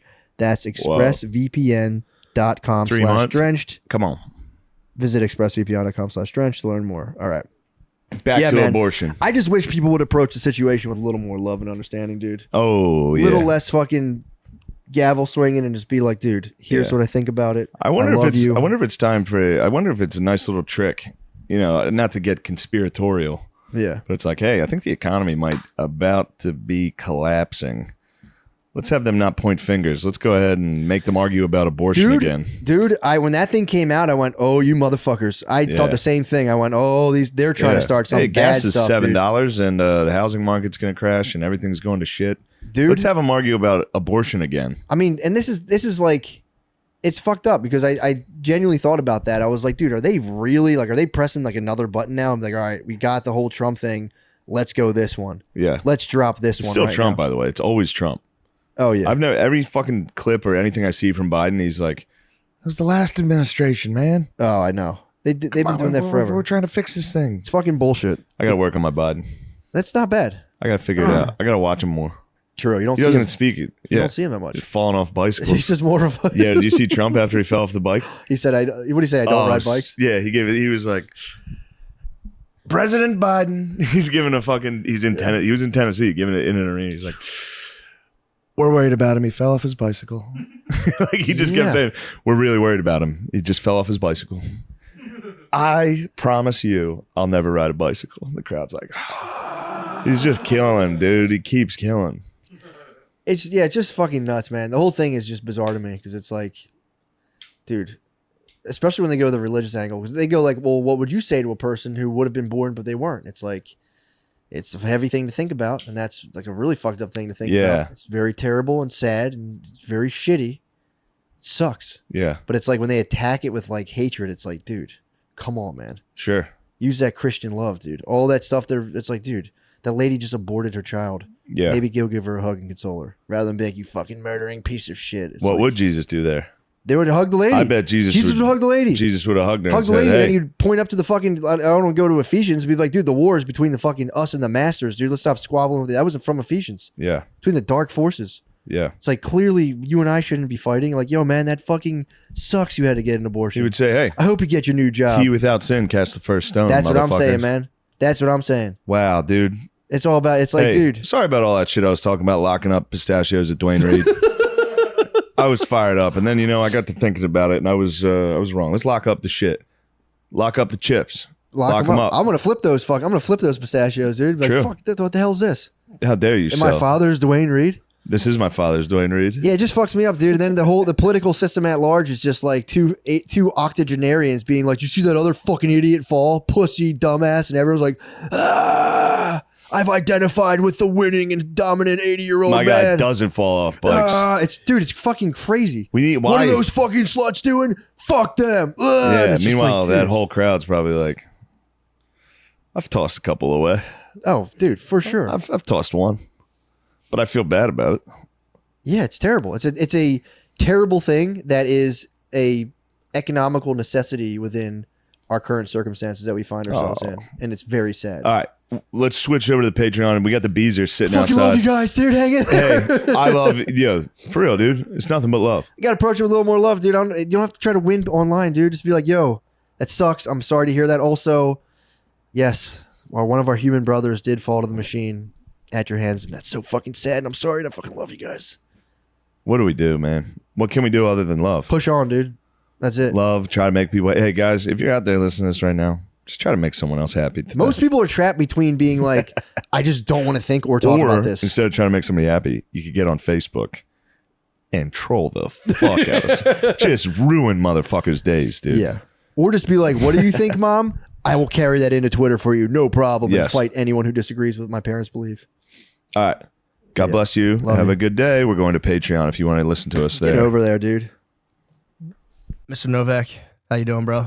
Man, How you like the Mister? I've been trying to be way more respectful lately. have you? Mister, yeah. The Mister would just fucking piss me off. Fuck you. You don't like a Mister? No. I love I Mister. just feel like feel like it's like an authoritative figure. Yeah, you don't And like that. I have You don't a like problem with like authority and conforming. Where's the authority problem you think come from? My fucking father. Yeah, but I he was was a just kidding. crazy drug addict, Hell's Angel guy. But he know? was still authoritative. He was still like, in his own demonic, fucked up way. Yeah, you know what I mean? yeah, Like yeah, he yeah.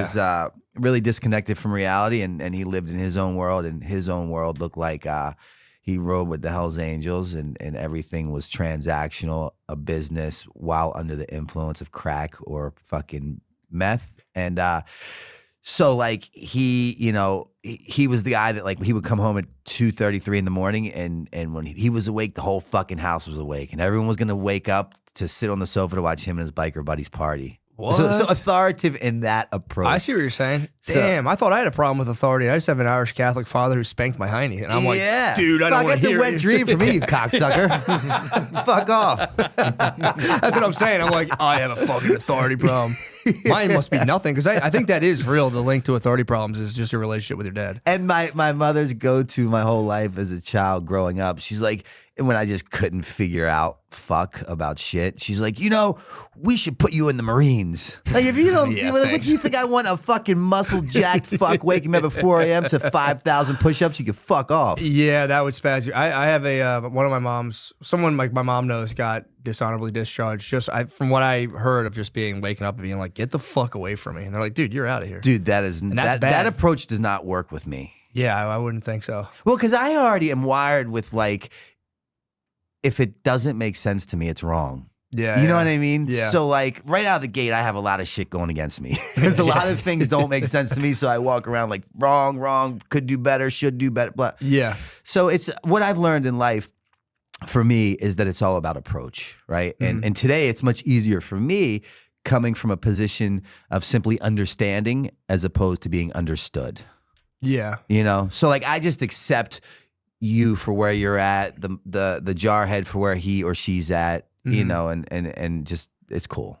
Yeah, that was something that blew my mind during COVID. And I've like mentioned this before, but I still can't get over it. Like I didn't realize how much I did this, but like, especially during so before COVID, I didn't know that I was really doing this, but I'd go through a supermarket and like every person I saw, it would just be this like weird invisible battle in my head where I'd be like, this fucking guy is fucking pussy jerk off. For Then I would sure. see a lady and like, fucking chick's not even hot. Is she looking at me? No, she's not, fucking bitch. And like, and you're doing this like crazy maniacal thing in your head.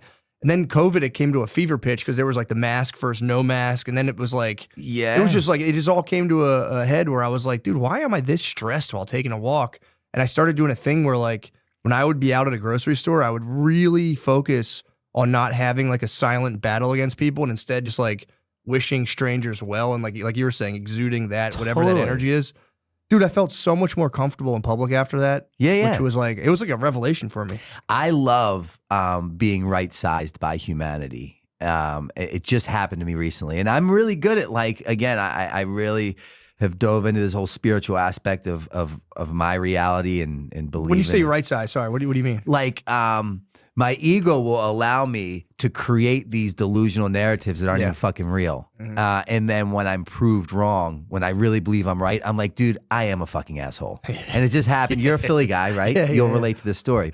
Had a crazy weekend. I was in New York, all kinds of stuff going on. I drive back and I have like these weekly dinners at this place in Fishtown Sunday nights. And you know, Fishtown's kind of oversaturated with like a lot of hipsters. Sure. And in my mind, hipsters are just kind of tattooed, bearded, angry people for no fucking reason. It's not like they lack resources or Sure. whatever. Yeah. I create this narrative. So I had a long weekend and I'm trying to park under the L to go to this restaurant I go to, and there's this ice cream truck, and it's fucking just submerged with hipsters getting ice cream. And that's cool, right? Yeah. But as I'm doing this 3-point turn, someone I've actually like, oh, he's fucking pissed, dude. He's got a problem. So now I haven't even seen the getting person. revved up. I'm ready. And I'm like the most fucking passive aggressive. Like I cringe at the thought of confrontation, but if you caught me on the right time, I'm like, it's fucking on. Yeah, let's go. So as I'm parking, I see him, and it's a hipster with tattoos and a beard who I already have created an issue with, but I don't even know this person. Yeah. And he locks eyes with me as I'm hoping he would so we can fucking get to it. Yeah. And he goes, oh shit, you're so-and-so. And I'm like, yeah. And he goes, dude, I fucking love your work, man. And he had a camera in his hand, and he was taking portraits and You stills. just socked him in the He's face. like, can I get a photo of you? He said, what I do. And I'm like, dude, fuck yes and fuck me, right? Yeah, Because like yeah, I yeah. walk around just like at times, Yeah. and that's what I mean by really enjoying being right sized. Because Yeah. I have a job sometimes that consists of knowing everything, right? Mhm. And that places me in a lot of positions that I don't really like to enjoy. Yeah. When you say you have a job of no, what do you mean? Because like, you know, for so long when I was caught up in addiction, right? When logical people who knew how to stay sober would suggest to me what I might want to do in order to save my life, I'd suggest why they should fuck off. Yeah, Because yeah, I knew. I was too smart for my own goddamn good. Right. And then I got to this place where the pain became so unbearable. I was able to look back and recognize that like every common denominator in every one of my problems was me. Yeah. And maybe if I just get the fuck out of my way, I might stand a chance of living a better life. And what I do know is that I don't know. Because when I think that I know, there's no open mind. I am not teachable, and I'm definitely not willing to try anything that I don't agree with. Yeah, yeah. Which just sets me up for a fucking, you know, all these terrible experiences. Yeah, take me back through that. So what was like, how did you, what's your story? Like, how did you get in that? Obviously you're saying like, you know, family or, you know, home life, not great. And then like eventually to like, you know, gaining a ton of notoriety. Like what was that like for you going from like the beginning to like the thick of all that stuff? Well, it's a very interesting narrative and storyline, I believe. Because I come from Baltimore and you're obviously from Pennsylvania, so there's a lot of similarities at this table. But coming from that home life of a pretty chaotic household and a father who was pretty out of his fucking mind, I believe I was genetically predisposed to addiction or alcoholism. And that paired with the atmosphere I was brought up in, it just made sense. Yeah. But throughout that journey, I was blessed with a skateboard, and I fell in love with skateboarding and another guy from Baltimore named Bucky Lasik. Yeah. Who I played him on Tony Hawk for sure. He's I my know what you're fucking, talking about. he's the man. He's the Really? legend. And he was from Baltimore, and he kind of recognized the talents I possessed. So he took me under his wing and got me sponsored by PAL. And that's where the skateboarding world took off. But then we would go to Cheapskates in Pennsylvania, the skate park. Was it Boards and Blades or what? Boards and Blades was later After? on. Okay, and right, that right. was right off Route 1 right there. I was a young boy at Boards and Blades, and you would Totally. see like Bam Yeah, and we Squad would come through, and skate I'd be there. like, oh, we filmed like some of fuck. the CKY shit there. Yeah. Like the stunts and stuff. Yeah. Naked Dave doing an ollie over the pyramid, and then Bam, I think kicking him or punching him or something like that. Yeah, that was always legendary. You guys would come. We were like 12. We'd be like, oh, dude, fuck. Yeah. Like trying to do one heel flip. Like, this fucking rules, dude. I'm gonna get sponsored. It's it. Pro board coming. Oh, it was As soon as I get this heel flip, Yeah, they're coming. Spitfire's coming for me, dude. Once I get that. just need a manager at this point. Too overwhelming. But nonetheless, so I meet Bam, and then we at that skate park called Cheapskates, which was clearly before your time. If Yeah. Boards and Blades was when you started. Yeah. And Where was Cheapskates?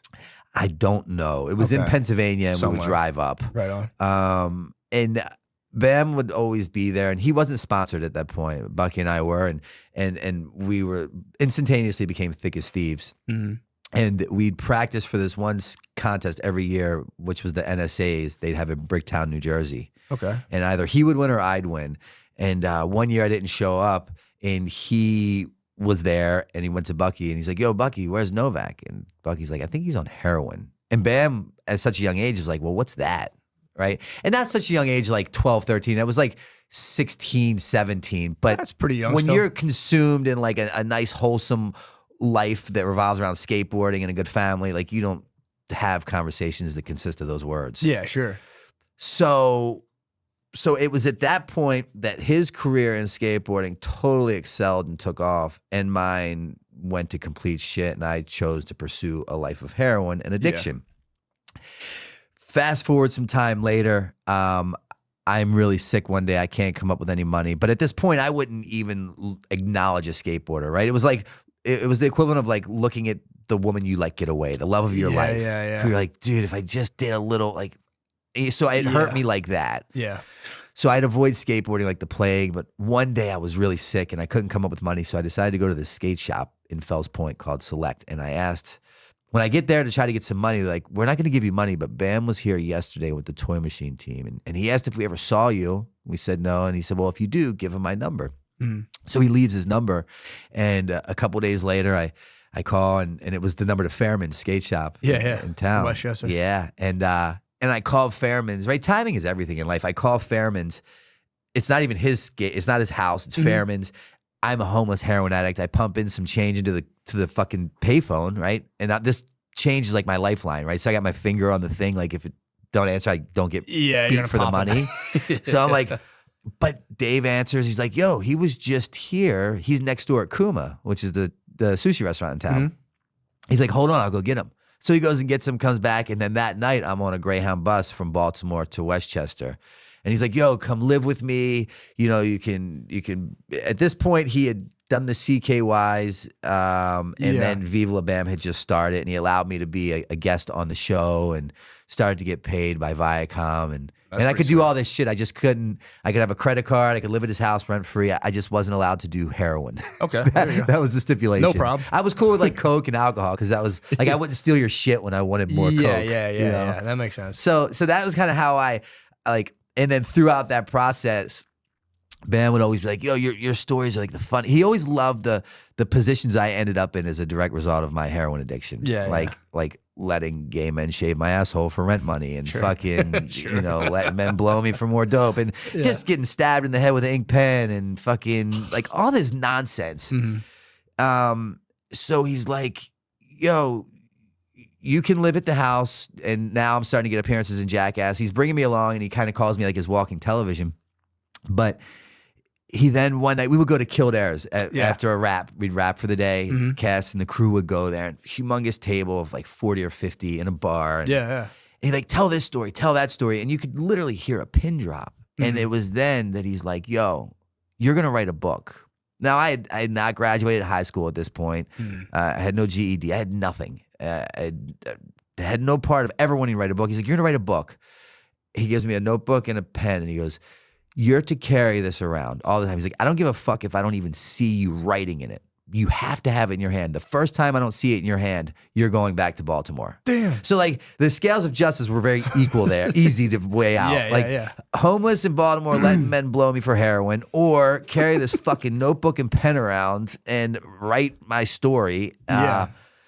And still be on a TV show, drive a car, credit card, paid by Viacom, blah, blah, blah. And you were maintaining sobriety, like relative sobriety? No, not even close. So he would like, I never was allowed to do what I really wanted to do, which was opiates, whether it was like Percocets or heroin. That was very frowned upon, and he made it very known to everyone in Westchester and the people we worked with to not give me any. So people listened, and but nonetheless, and the second book that I wrote, Streets of Baltimore, really dives into the psychology of an addict or an alcoholic, because I knew that I'm being presented this golden ticket, right? I can become this household name, making money. I can live in this fucking mansion, drive a car, blah, blah, blah. Yeah. But I know that it's only a matter of time before the rug gets pulled out from under me. Like, because I can't stop getting high. Yeah. So he's cool with the coke and the alcohol and they don't really understand addiction at that point. Sure, yeah. But like, inside of me, I can't wait to get back to Baltimore to fuck. So I'd tell him lies like I have to go back and get my favorite pair of jeans. And I'd fucking go back and end up there for 3 weeks. Damn. And just lost in Baltimore shooting dope. Jeez. And so he'd kick me out. I'd go to rehab and a lot of wash, rinse, repeats of that. Sure, yeah. Later on, he then comes with this new idea. I'm going to write this book. I have no desire to write a book, but I had read a book called A Million Little Pieces by James Frey. Brilliant book, and I love the outline of that. So I'm no fool by any means, and I went and I just copied his outline, and I wrote a fucking 12 chapters, pen to paper, right? No laptop, anything. And my co-author is a man named Joe Franz, who made all the CKY videos, filmed the Viva La Bams and Jackass, and he did not want that job, but Bam was like, dude, you're going to do this. Because no one wanted to work with me. I was like, I was not a good fucking employee. My behavior was rather erratic, to say the least. But he made him kind of do this. And then a year later, I'm like, yo, I think I'm finished. And Bam started reading. He's like, dude, this is really something. So then he gives it to Joe. Joe turns 12 chapters into 23. And We get a literary agent off of Bam's manager, For finds sure. me a literary agent, shops around, and it gets fucking picked up, and it does like really, really well. What was it? This is your first book, The right? first This book, was Dream Seller. Dream Seller. That's a nice title too. Which was fucking, I mean, that's what I did for a living, right? Like, I'd make people believe the unbelievable. I'd build your hopes up to like make you believe that like it was going to be different this time. Yeah, Just yeah. in hopes for you to believe in me enough for me to get some cash out of you. Yeah. To only apologize and just to wash, rinse, repeat. Yeah, yeah. And that's kind of what my life looked like for a long time. But that's how I ended up in all these places and doing all these things. That what I didn't know then that's really rad now is that's life. It's live forward and learn backwards. Yeah, yeah. And I didn't see that I was kind of being tasked with this fucked up position of addiction or alcoholism to then be later on blessed with recovery and use the very same platform that I gained notoriety from as being just this fuck up drug addict alcoholic to being this guy that's like, yo, if you want help, like I will help you. I have all these avenues to like get you out of where I once was. Yeah, can you put that into words? I'm always kind of fascinated by that when it's like, because it is obvious to anyone who's not on drugs. When you know someone who's on drugs, you're like, dude, if you just don't do drugs, you won't have as many problems. And they're like, I have to do them. Sure. And it's like, what is like the thought? Is it even a thought process, or is it just like a genuine, just like urge? At that point in time for me, I got to a place in life where any person, place, or thing that stood between me and a bag of heroin must and will go. And it was never personal. It was just business, right? Because I'm a good guy with a great heart, and I was raised by a loving mother who taught me to show kindness and compassion to humanity. But don't catch me when I'm withdrawing. You know what I mean? So it's like, so what, I own treatment centers today. I own sober living houses. I'm totally immersed in that world. And the truth of the matter is,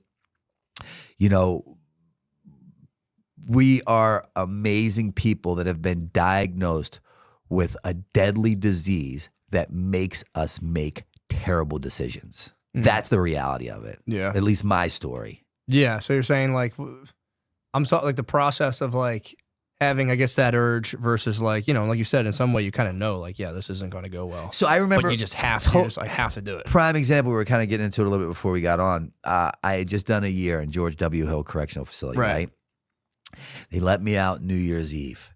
I'm living in Westchester, and I have an amazing fiance at the time who's now my ex because they continue to get between me and drugs. So they had to fucking go. Yeah. And she's moved our home while I was incarcerated. She redecorated it, really tried to love my addiction out of me. And I wanted to be done with it. I really did. That night I was released, I called up one of my buddies who rode with the Pagans, who partied with us in Westchester, and he brought over some Percocet 30s and a couple Xanax. Now, I had been sober for a year up to this point. Yeah. And I'm on parole. Like, I know what the deal is if I fuck up. I find myself in Ryan's Pub in Westchester because I live right down the street, and I told my chick, because she'd watch me like a canine. I'm like, I just have to go up here to say hi to whatever. And I go, and I'm in the pub, and I'm sitting on the toilet, and the toilet paper dispensary is to my right, and I crush up 2 Percocet 30s and a half of Xanax, and I have it in my billfold, and I'm about to put it in my nose and sniff it, and I'm literally crying. I uncontrollably crying. I can't stop crying because I know that as soon as I do this, I'm going to begin that behavioral pattern that takes me where I don't want to go and makes me do things I don't want to do, but I can't control myself. Yeah. There's that's a good there's explanation no of it. room for logic at that point. Jesus, man. And that's kind of what my day in, day out looked like for a long time. Yeah, that's a good explanation of it. Because I know it's not like a thing with like words. It's just kind of like you also don't. And it's like it's pretty fucking rugged, man. I remember that night. I'm in the bathroom. I'm doing this, and I could hear people out in Ryan. You know where Ryan's is, and they're having a good time. They're waiting for the ball to drop. They're laughing. They're fucking playing. They're cheersing, and I'm in the stall just crying uncontrollably with a fucking rolled up bill up my nose, getting ready to sniff everything I love away. Oh, And that's what addiction is yeah. as a whole. But it didn't start that way. you know? Yeah. How did you end up starting to do heroin? Because that was like a big jump from like skating. And Yeah. just kinda, like, was it the pills first? It was or- the fucking hallmark progression, you know, Oh, the yeah, the perks alcohol, and the all that weed, shit. stealing the Yeah. herb from the dad, and Yeah. then the blow because he sold a lot of blow. and Yeah. things just progressively got worse, but mine was genetic. So, you know, I have a mother who was a nuclear physicist. I have a brother who is an attorney who works in the White House. It's awesome. I have a sister who works in the hospital my mother ran, but they are by a different father. I'm the only one by my father. Got you. He was an addict and his father was an addict. Yeah. So I believe I was fucked from the gate. yeah, that But makes sense. the thing now is that, like, it's like, you know, my poison has become my medicine, and like, it's turned out to be the biggest blessing that's ever happened in my life. Yeah, that is the thing with I feel like addiction. It is like it's almost like a weird spiritual practice if you think about it. You just kind of like rather than like meditating, you're just getting so fucking high all the time. that Totally. your life just collapses, and then now you have to really kind of it gives people, I think, a deeper appreciation for life I if they make it through. That's my, For my sure, and that's the understanding. thing, right? Because Yeah. here's the reality, and this is why people are so just like frustrated with battling the disease of addiction. Mhm. Statistics state, theoretical evidence dictates that I or anyone else that is sober are to be high or dead, right? Like the data collected, the analytics Mhm. fucking from all over these studies that are given states that the majority of people die as opposed to find sobriety. Yeah. And I remember getting out of my last facility, and you know, BAM was always a constant theme throughout my life. And I stopped over and I saw him, and he's like, "What the fuck? What was different about number 13 treatment center? Why not 12 or 10 or 6 or 4 or 3?" He's like, "What did you have, like a meeting with God or something?" And I didn't say it to him because it's just too much for one to grasp. But in my mind, I'm like, yeah, I kind of did. Really? So and that's what I've heard before. Wasn't that how what AA was founded on? The guy Bill Bill and Bob, went to like yeah. Carl Jung, and he was like, "Bro, either find God or you're toast." Yeah. In a way. So you know, I'm not religious. I don't particularly care for organized religion. Sure. But I'm insanely spiritual, and it's like, where's my spirituality if I judge your spirituality? Mhm. So like acceptance is the answer to all in world. For sure. But I didn't understand that. See, the truth of the matter is, and this is a blanket statement that I'll make for anyone that's in addiction or in recovery, is that we didn't get here because we took the short bus to school. Quite the contrary. We end up here because we're too smart for our own fucking good. And then I land in a seat of a 12-step meeting or a treatment center that literally has the ability to save my life. And I fuck around and outthink myself right out of it. Yeah. Right? Because recovery is one of those weird things that works so well, people stop fucking doing it. Yeah. Think about it. It's such a mind fuck. Yeah. Right? So what I didn't know is that like the last thing I tried was the first thing that worked, right? Because I was just too smart for my own good, and I wasn't quite willing to buy into the process. It worked great for you guys, but I'm a bit different. Yeah. right? Yeah. That's everyone I've known. Totally. Everyone's like, I'm not one of those guys. Yeah, man. yeah, for sure. And at the end, when I was optionless, literally, I was homeless, I was moneyless, I was friendless, I was carless, loveless. Just that was me. I had no other choice but to buy into the process. And I didn't even want to do it then. I begrudgingly did it, but like, fuck it. I have the time, and no one's expecting or requesting my fucking presence, so let's Sure. run it. And the craziest thing happened is it started to work. I experienced the 12 steps, and what happened throughout the 12 steps is I had a spiritual experience. And the definition of a spiritual experience is simply a psychic change, meaning that I, Brandon Novak, today no longer look at things the way I did then. Do you Right. remember what kind of kicked that off exactly, or was it just kind of Pain. like, yeah. Pain. I had to end up in a place where the pain was so fucking unbearable. Yeah. Right? Like to where my back was against the wall, and I had nothing else to do to get myself out of the position that I had created for myself. How long did that take? How long did that take of like doing heroin? Well, my overall resume with alcoholism and addiction was 22 years. Okay. Wow. So, but the last 10 were really bad. Yeah. What did that look like in terms of like you're saying like the personal pain? Was it like obviously like there's probably physical discomfort and all that stuff, but like just like alienation from everyone you've ever known? Were you like kind of like kicking yourself over like how much better things could have went? Like what was like the real primer? All of the above. But what I didn't know then that I know now is that each one of my attempts at trying to find recovery were not failures.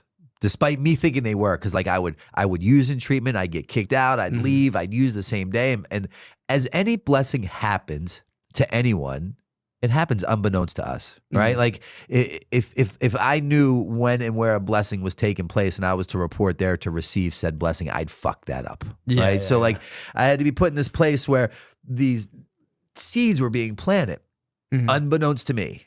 And then finally, on that day where the appropriate amount of pain was created, where it became so unbearable that I was finally willing to do what I had never been willing to do, which is become open-minded just long enough to pick that phone up, ask for help, and then the craziest thing ever, but fucking follow through with it. I started to see that like none of this was what I thought a failure. Like it all played its part when it was supposed to, so that finally when the opportunity met the appropriate time, an event was going to take place that was going to create this outcome unlike anything that I could wrap my feeble mind around. And I saw on my way into that last treatment center, like it's like the skies parted and I walked across the sea and everything they said made sense, and just like it hit me. And I knew that like, I get it. It makes sense now. Yeah, It, like, okay. I it see what you're all saying. makes sense. And So you knew even just heading while on the way there, you're like just something. Yeah. Flipped. because they would be like, dude, I own facilities now, and my favorite thing is to run groups with my clients, and I can't get enough of that. And I'm like, who in here thinks that you're in here because of drugs and alcohol? And the majority of them raise their hands, and I'm like, you're all fucking wrong. That's not why we're here. The drug and the alcohol is not the problem. So right out of the gate, no wonder you keep repeating your behaviors, because you're fighting the wrong fucking opponent. You're in the wrong ring. You're going to lose every time. Yeah. Right? The problem is the thinking and the attitude and the behavior, right? So as long as I continue to repeat the behaviors, I'm going to repeat the outcomes where I end up in a place where the only answer is a shot of heroin or a glass of wine. Yeah. So once I realized the alcohol is the solution, not the problem, I've now identified, right, who my opponent is. It's my behaviors. So I had to change my behaviors to change the outcomes. I started to then gain a better understanding of the reality of my situation. And what I learned is the reason why I got beat so bad is because A, I always underestimated the opponent that I was up against because I was the great I am. And B, I never gave it the time, attention, or respect it deserved. Yeah, and you're talking, when you say that, you mean like yourself basically, or like, because it sounds to me like it's like you were saying, like, yeah, fucking heroin, fucking keep making me fucking do it. When in reality, it is like it's yourself, and nobody, even without drugs, nobody wants to admit that like they're a complete problem. Exactly, and again, this isn't just. Substitute the word drugs for whether your things porn, sex, food, shopping, gambling, fighting, fucking, whatever. Yeah. Right? These are the solutions to the problem. And you were talking about it during COVID, right? Prior to COVID, you'd walk around with all these narratives of these people. And then all of a sudden in COVID, and it made me think of it, we were kind of forced to be with ourselves, by ourselves, to look at ourselves, which is what we avoid by fucking fighting, betting, shopping. You know what I mean? And then I start to look at me, which is why I got high for so long, right? To escape the shitty reality I created for myself as a direct result of continuing to shoot dope. And then finally, when I got into a place where I could start looking at me, I realized that I'm the problem. Right? Yeah. There is no their part. And the longer I think that there is a their part as to why I'm this way, I'm just the victim. So now I'm going to drink because of my shitty life. And you would too if you had a life like mine. I'll justify why. Right? The brain is the fucking problem in every area of life. Yeah, dude, it does. It can fuck you up, man. It can really fuck you up. You can do anything and just be like, get something in your head like, oh, I'm not good enough. Totally. And then it just snowballs. Yeah, it's kind of fucked up. It's insane. But if you're aware of it, then it's worth its weight in gold. Yeah, true. And now, like, the longer I stay sober, the more work that I do, it's amazing. What I do know is that I don't fucking know. And I don't take credit for any of this. Yeah, how long have you been sober for? Coming up on 10 years. Oh, nice. So it's been a while. Yeah. And now all I do, I dumb my way into this shit. Yeah. And now I always say I came into like sobriety as a king. And I worked my way up the ladder to become a humble servant. And the more people I help, the more I give away, the better my life is, the more I gain in return, which makes no sense. Yeah. Right? Like in any business transaction, if I give you something I have, I'm to walk away with less. In this weird, magical, spiritual world of recovery, anything that I give you, I'm walking away with more. Yeah, dude, that I remember that was like a weird shock for me when I went to school for social work for a while, a couple years ago. And I would get like inmates housing. That was like a thing I did for like one of the field placements. And then there was this one guy who was a fucking pain in my ass. He'd always like call me and just be like, "You're not doing shit." Blah blah blah. Sure. He was under the gun because they were going to take his kid, a bunch of shit if he didn't find appropriate housing. And I remember the day I found him a house, we're both in this place, and I called him up. And I was like, "Yo, dude, we got it." And we both were so happy. And I was like, that was such a funny. Yeah. For something so dumb it's a big deal. It's a house. But I remember like I won this like comedy contest and I was like, this is it. And then I got the guy a house and it was literally the same feeling. Again, It was the same exact feeling of like timing and opportunity meeting to create a beautiful outcome. But it is a weird thing. That was like a weird thing for me when I was like, oh, you can get just as happy for doing nice things for people as you can like, achieving some sort of personal victory. Any monetary fucking victory. Exactly. And it's like, it is honestly, I would argue that like when you do something like awesome for a person, I think it feels better than if you just like kill it in some way with like a sales thing. It's Straight like, up. Yeah. And that's the thing. No matter how much, for me, what I did for the majority of my life is I just like rearranged the furniture on the Titanic, right? For years, and I swore that this way was going to be the proper placement to make sure my ship doesn't sink. And I would always do that. And then I learned that like it is what it is, right? Stop overcomplicating a simple process, and because the world kept right sizing me, and I just I took me out of the equation. I thought less and just did more. Because I surrounded myself with like people who genuinely were also really good people that were just trying to make humanity a little bit better today than it was yesterday. Yeah, that is a nice thing. And it's one of those things too. It's one of those things I think people sneer at. They're like, making the world better. It's like, sure. What the fuck else are you going to do, dude? Yeah, like, just be a dickhead all the time. But it's like, I feel bad for, personally, it's like, so you have, people, they go through, drug addiction. There's like this whole thing. It's like, everyone, when, I would imagine you're a drug addict, there's like a part of it, like everyone knows I'm an addict. People are talking shit on me, everyone, blah, blah, blah. But then it almost like you reach a point where you're like, I don't give a fuck. And that's like a very freeing experience eventually. Whereas there's people who don't ever, fall into a deep drug addiction, but they never get to really face their own like self-defeating mental patterns.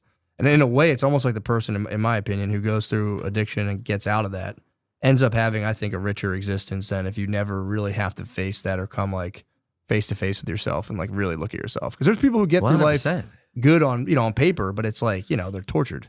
Absolutely. And it's like, I always thought it was like a shame. I couldn't agree with that sentiment anymore. That's a spot on fucking example. Because everyone I know who's in recovery is like, they're very open. There's like you can tell. It's like, okay, this person really has turned a corner because it's like, something switches, and it's like nobody really knows exactly what that is, but it really is the most consistent factor is having some sort of spiritual experience or like like an awakening experience. Studies show that people that do what the studies show that sober people that do what other sober people do in order to stay sober have better odds of staying sober. So like there's not a black and white one size fits all. You can try another method or another avenue that could equate to the same result.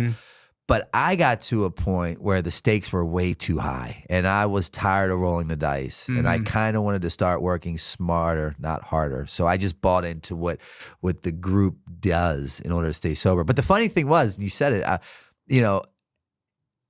it's all a thinking problem, right? And I always have this alcoholic brain that lies to me my own voice. And it always makes me believe the unbelievable. And it creates these delusional narratives. And I walked around for years thinking that no one in this world knew that I had a problem but me. Oh, really? Yeah. Like I thought that I was kind of keeping it contained. Just enough to continue to enable my behaviors, which is getting high and justifying the outcomes. So that's crazy. You really didn't think people were like hip to you at all. Not nearly as much. So I didn't, right? I thought that no one in the world knew that I had a problem but me. And then when I finally bought into the process, what I learned is that everyone in the world knew that I had a problem but me. Yeah, that's right. I was the last person. Why? Because I possessed that job that consists of knowing everything. That's really funny. And I'm like, fuck. Right. And that's so funny. And that's what I again, right? I was ignorant to the process and the reality of my alcoholism because I lived off of justification and minimization. And deflection, right? If only she didn't come home from work early, she wouldn't have found my needles on the table. Yeah. If only the parole officer's fucking husband would have banged her out, she would have been mad and gave me a piss test that fucking got me dirty and sentenced me to 6 months. All this It's nonsense. always other people's fault. So finally, the craziest thing happened. I started to take accountability for my actions and started pointing the finger inward and realizing that, whoa, like it's me and my behaviors. And I started changing my behaviors and I started changing the outcomes. And I started to like the results I got. So it snowball affected into this. Yeah. It's just crossing that like threshold to even consider the possibility. It was so simple though, I missed it. I overlooked it. Yeah, dude, I think most people go their whole life without ever saying it. But dude, everyone says, what's the answer? What's the answer? What's the answer? If any of us had the answer, we would bottle that thing, we'd sell it, we'd be a billionaire a billion times over. True. I believe it's so simple as just helping one fucking person. Someone took the time to stop and help me. I, in turn, helped another. 2 turned into 4, 4 turned into 8, 8 turned into 16. Before you know it, you're changing the narrative, which is ultimately changing the outcome. It's so simple. Just slow down the process and help one person. Pardon the interruption. This may or may not be Sean Gardini speaking. And this may or may not be Sean Gardini on camera. Who is speaking and who is on camera is not important. I've come to tell you that Sean Gardini is doing stand-up comedy shows. The upcoming shows are in Cleveland, Ohio, December 8th, Buffalo, New York, December 10th, and Baltimore, Maryland, December 11th. Please come to those shows if you can. The tickets are at SeanGardini.com. Thank you. hear me out here. I failed to promote my shows in the Irvine Improv, SoCal. I'm so fucking SoCal. I forgot to do the ads or make a flyer for the Irvine show. Oops, my bad. It's next weekend. Thanksgiving weekend, Friday, November 29th, Saturday, November 30th. 2 days, 4 shows. Come out to motherfucking Irvine Improv. And I'll be honest, I'm not just saying this because I'm doing a show. I love Irvine. Irvine was the first place I went to in California. And I was telling someone recently, I'm like, I fucking love Irvine. And they lived in LA and like, are you kidding? Are you trying to be funny? I'm like, no, why? And apparently everyone from LA just snubs Irvine. Like, I would never. Fuck you guys, dude. Irvine rules. LA's fucking bullshit. Irvine, we're talking Laguna Beach. We're talking motherfucking Newport Beach, conservative ass stronghold down there in SoCal, dude. Shit. Come out. I love Irvine. It's literally the first place I went to in California. I'm very excited to go there. I'm going to bring my whole motherfucking family. We're all going to do Thanksgiving out there. It's going to be sick. So Irvine Improv, Friday, November 29th, Saturday, November 30th. Let's go. Let's show these LA fucking pussies, dude, who's really fucking SoCal. They're not fucking SoCal. They're north of Irvine, bro.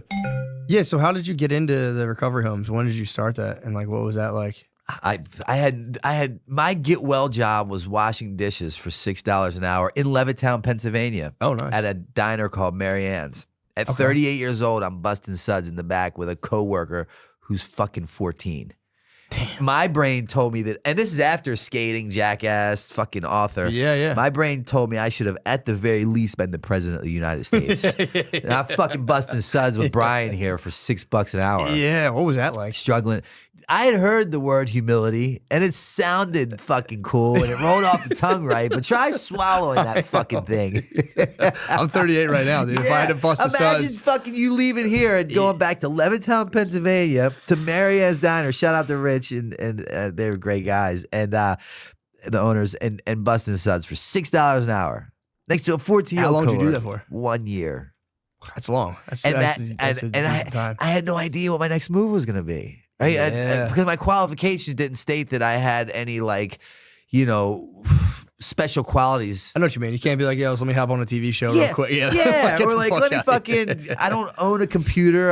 I skipped that whole, I went from skating to heroin. Yeah, I wrote my book pen and paper. I can pawn laptops great. I don't use them. Even to this day, I don't email. I got my first ever computer during COVID. I used it 7 times and gave it the fuck away. Really? Yeah. So are you on like, do you fuck with like the Instagram and all that Yeah, stuff? I so you like do that. But Gotcha. like the thought of an app gives me anxiety. I got what you're saying. Yeah. Right? And I'm just like stubborn by nature. So So you're busting the suds for a while. Then Yeah. How did you get into the recovery but I space? started like that job that I thought was so fucking beneath me turned out to be the foundation of who I am today. And I think by social standards and regards, I could be considered a pretty successful guy. I have all these different businesses and properties and blah, blah, blah.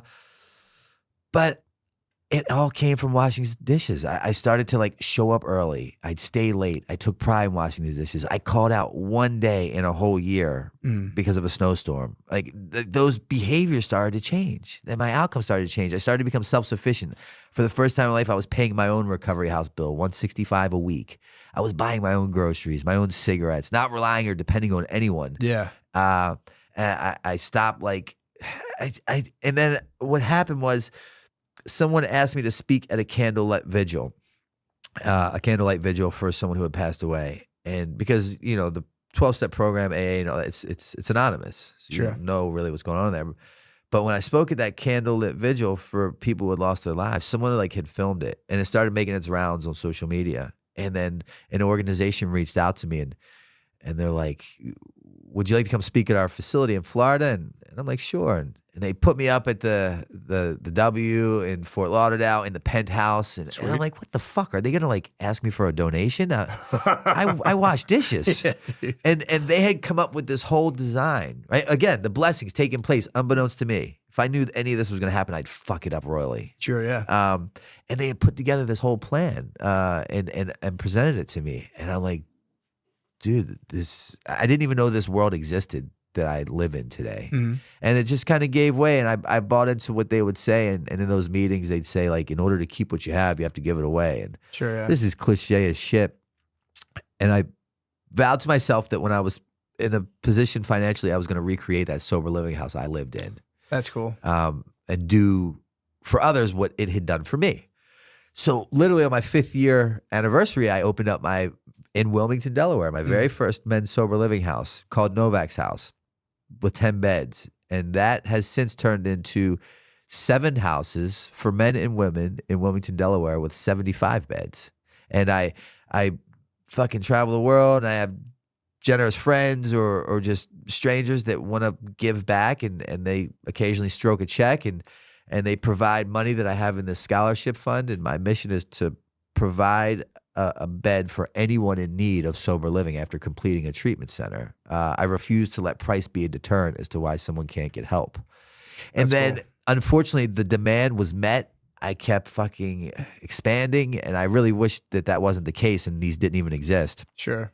And I'm like, dude, I can help more and I can be better. So then I created Redemption Addiction Treatment Center in Wilmington, Delaware. Well, in Newport.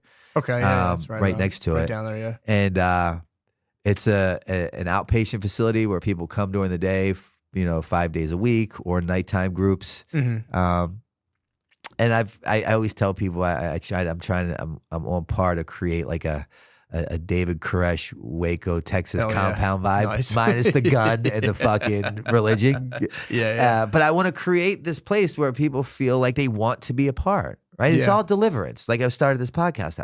It's all with how you present something to me. Right. So what I try to do is to create this whole fucking environment that people want to be a part at, as opposed to feeling like they have to. Yeah. What was your? Did you have any, like, when you went to any treatment centers? Did you have ones that you felt like? Cause you hear some people like, that place is a fucking scam. They're just fucking taking my money. Like, did you have any places you thought were just like churning people in and out, or do you think that's just people's like perception of the place? I think it's just opinion based. I think it's people's perception. Yeah. The treatment center that I ultimately got sober in, people would be like, you'll never get sober there. It cost me $2 to get into. It was a Catholic Charities program in Baltimore. And if you looked out, you weren't allowed to look out the blinds, because if you looked out, they were literally serving dope and coke and crack on the corner. Oh, Jesus. It was like a bottom of the barrel kind of joint. Yeah. But I believe it takes what it takes until it takes. And who are you or I to say what it will be for it to take? That makes sense. It's between you and the maker of whatever you choose to fucking call it.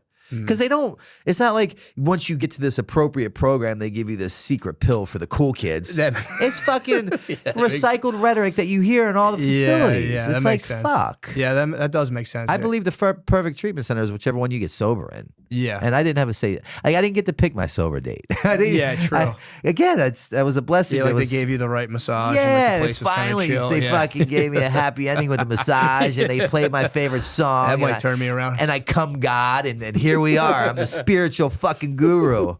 fuck your way into recovery. That's You're right. not the deal. Yeah, true. I wish. There is a very unsexy element to it where you're saying, like, yeah, you can be in like a place that people think sucks really Straight badly. up. It really is a wholly internal process. I'm a firm believer you can get sober in a fucking pub sitting on a bar stool with a bottle of Jack in front of you if you're ready. Yeah, Straight yeah. up. What do you think about like the California sobriety people do, where it's like I'm California sober, I'll like drink and smoke weed and shit, and like, Dude, I did this TMZ thing. They did a special recently of Matthew Perry. oh yeah, Yeah, I read his book. Brilliant book, by the way. Whole newfound respect for that man. Rest in peace to him. But they were doing this hour-long documentary, Harvey and them, and they reached out and they wanted me to weigh in on it. And they asked me the same question. And the truth of the matter is, I'd be really ignorant if I sat here and pretended to possess the answer of like how to live a perfect life with coming up on 10 years sober. That's like, my mother'd be like, fuck you, asshole. You should have did it your whole life, you idiot. yeah. So like, all I know is my narrative because it worked for me.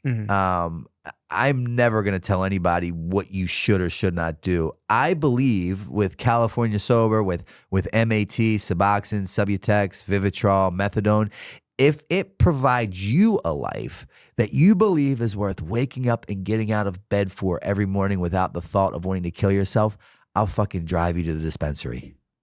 Who, you know what I mean? Like, Sure, fuck yeah. me for thinking that I have the answer. Yeah, I just have my narrative. So what I always say is that when I'm kind of giving a talk or working with clients, if you can find more similarities than differences, it might make sense to pay attention. Yeah. But if not, that's cool too. Yeah. Right? Because everyone at the end of the day, you're entitled to your own process. You were entitled to have that realization during COVID of like being a fucking asshole to strangers that did nothing to you. Sure. And if I would have robbed you of that process, you might not have come to the conclusion that you have today where just being kind is the right way. Yeah. So looking back, if anyone would have robbed me of one less fucking sleepless night I caused my mother or pain that I made everyone endure, like I might not be here today. Yeah. That makes sense. So Yeah, it's kind of a personal Yeah. timeline for everybody. For sure. And it's like, and I'm not saying that my way is the right way. It's just my fucking way. Yeah. You know? Because I know that's a big battle. When I was in social work school, there's like people who are like, it's called like harm reduction Sure. versus people who are like, nothing, you better knock all that I'm shit a big the fuck harm off. reduction guy. Yeah, And at the end of the day, it's like,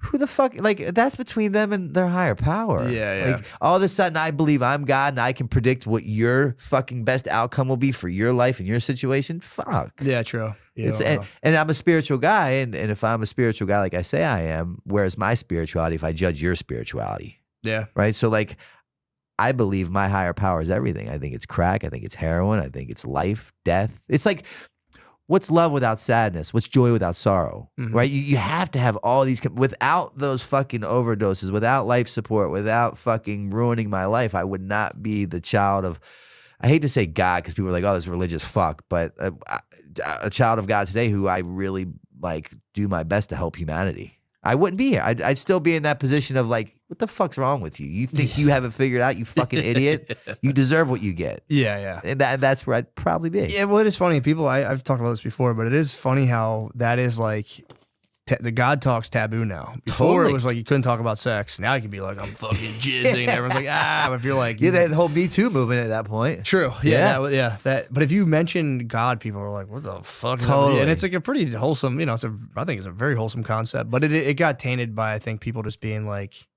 the religion aspect of being like, you're going to hell because you fucking came. For in. sure. It's like that. And that's a shame. But sucks. But you need those people, right? Those people are just as important as the other ones that aren't those people to make me realize how much I don't want to be like that.